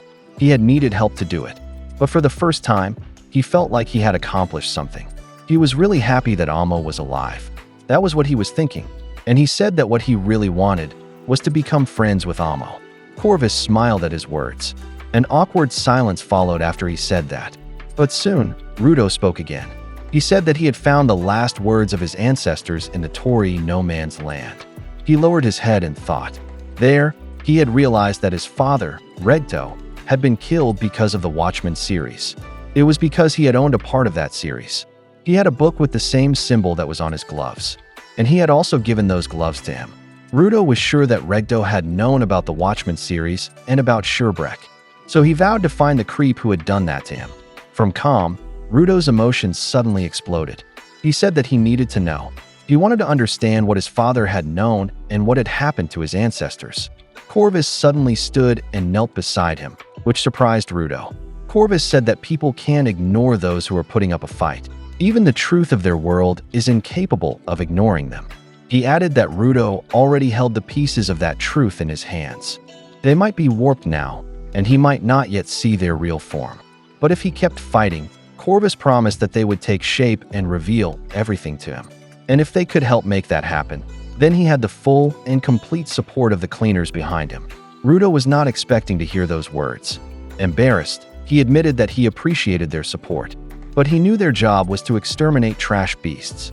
This was none of their business. That was why he could not let them just volunteer to help him. It might only bring them trouble again. But then Corvus reached for the choker around his neck and removed it, leaving Rudo stunned. His eyes went wide as Corvus pulled it from him. Corvus explained that only a few people knew what he was about to say, even among the cleaners. Rudo was confused why he had removed the choker and realized that it was because someone might be listening. But Corvus could not believe what Rudo had said about it not being their business. In fact, that was exactly their business. The organization that Rudo had joined, the Cleaners, was formed to solve the mysteries of their world. Rudo could not understand what Corvus meant. Why was he saying that the Cleaners were formed to solve the mysteries of their world? The boss, Corvus, stood and looked for something on his bookshelf. He pulled out a book and explained that there were certain texts that have been on the ground for over 150 years that had faded in unnatural places. Rudo was shocked when Corvus opened the book. A large portion of it was blurred or unreadable. According to Corvus, it was hard to believe that so many writers had deliberately chosen to write in that way. Most of the unreadable passages were about the relationship between the sphere and the ground, why the world had been split, and what had happened between the sphere and the ground. The key pieces of information had disappeared, and they could not be found anywhere. Even so, there were traces that certain people did live. The clues were faint, but they were there. Rudo grew more curious as he realized what Corvus was hinting at. Corvus explained that one of those clues was what he had seen in Canvas Town, the mural of Gachiakuta, and what Rudo was wearing now was also one of those things, something that had once belonged to Canis Surbrek. Rudo thought to himself that he had been right all along. The gloves he wore had belonged to his ancestors. Corvus sat back down and said that the first cleaner had noticed these clues. That was why they began to search for traces of those people. But it was not easy to find things in a place like the ground. Mountains of trash made it impossible to dispose of everything. On top of that, monsters made from trash kept getting in the way. The first cleaner had realized they could not accomplish anything alone. That was why the cleaners were formed, an organization designed to eliminate trash beasts and clear away the debris that had buried the secrets of their world. That, he said, was why the cleaners existed. Rudo was surprised. Why was he only learning this now? If they had told him from the start, he would not have struggled and spent so much time trying to understand it. Corvus asked, did he really think he would not have been confused if they had told him everything the first time they met? Rudo bowed his head. Deep down, he knew Corvus was right. Corvus added that what mattered was that Rudo had felt he had uncovered the information himself. Even if he had helped to reach that point, there was real significance in making the effort on his own. And now, Rudo had arrived at the stage where he could finally be told these things. Rudo asked, then, if the others who did not yet know about this had not reached that stage themselves. Corvus explained that people had many different reasons for joining the cleaners. Some simply wanted to eliminate trash beasts. Others wanted to protect people from them. Some were searching for power or a place where they would belong. There were those who simply wanted to earn a living, support their families, or even just enjoy the work. Each person had their own values. But in the end, it all came down to this. He intended to use them all. Corvus admitted that he knew he should just tell everyone everything he knew. But he could not. So, he continued sending people out into danger, people who knew nothing. He could not call himself righteous for doing this. But even so, he had to continue. And that was for the sake of his friend. That was why he would use Rudo as well. He would help him, and in exchange, he wanted Rudo to help him too. He met Rudo's gaze, eyes full of sincerity. He invited Rudo to help him expose the secrets of their world, together. Rudo thought deeply about what Corvus had just said. Here was a tall, imposing man speaking politely and acting like a true gentleman. openly telling him that he would use him. Rudo considered that a truly righteous person might not choose to speak that way. He knew that Corvus was still hiding things from him. But even so, as he looked at him, for whatever reason, this man, though seemingly covered in mud, seemed completely sincere. So Rudo extended his hand, signaling that he was willing to cooperate. He declared that he was done being Rudo the Spherite. From now on, he would be Rudo Surbrek, a cleaner. Corvus had not expected such an enthusiastic response. Rudo added that if giving Corvus what he wanted would help him achieve what he sought, then even if he had to drag himself on his stomach, he would keep fighting alongside him. Rudo promised he won't let him regret using him.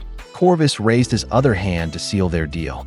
He thanked Rudo, saying he truly appreciated it. Rudo had placed complete trust in Corvus, and this deeply moved him. Rudo knew nothing about him, nothing of his past or history, and yet, his words had touched Corvus's heart. The symbol drawn on the back of his neck began to shed a tear, and on his desk sat the old book. The scene shifted to a flashback. A young child was struggling, desperately trying to break free. The child cried out that this was wrong, that it could not be considered a blessing. Begging to be released, the child pleaded for mercy, asking at least that his sister be spared. Again and again, the child cried out to be freed, hoping someone would listen. The child shouted for their mother. It was a young child being held by someone who believed that the trash discarded onto the ground was a blessing from above. Years passed, and that child acquired the Watchman series coat. Now, he thought, if this world kept taking things from them no matter how hard they fought, then now, he would be the one to take instead. That child, so driven by his past experiences, was revealed to be Zodal. In the present, Zodal stood before the unconscious Momoa.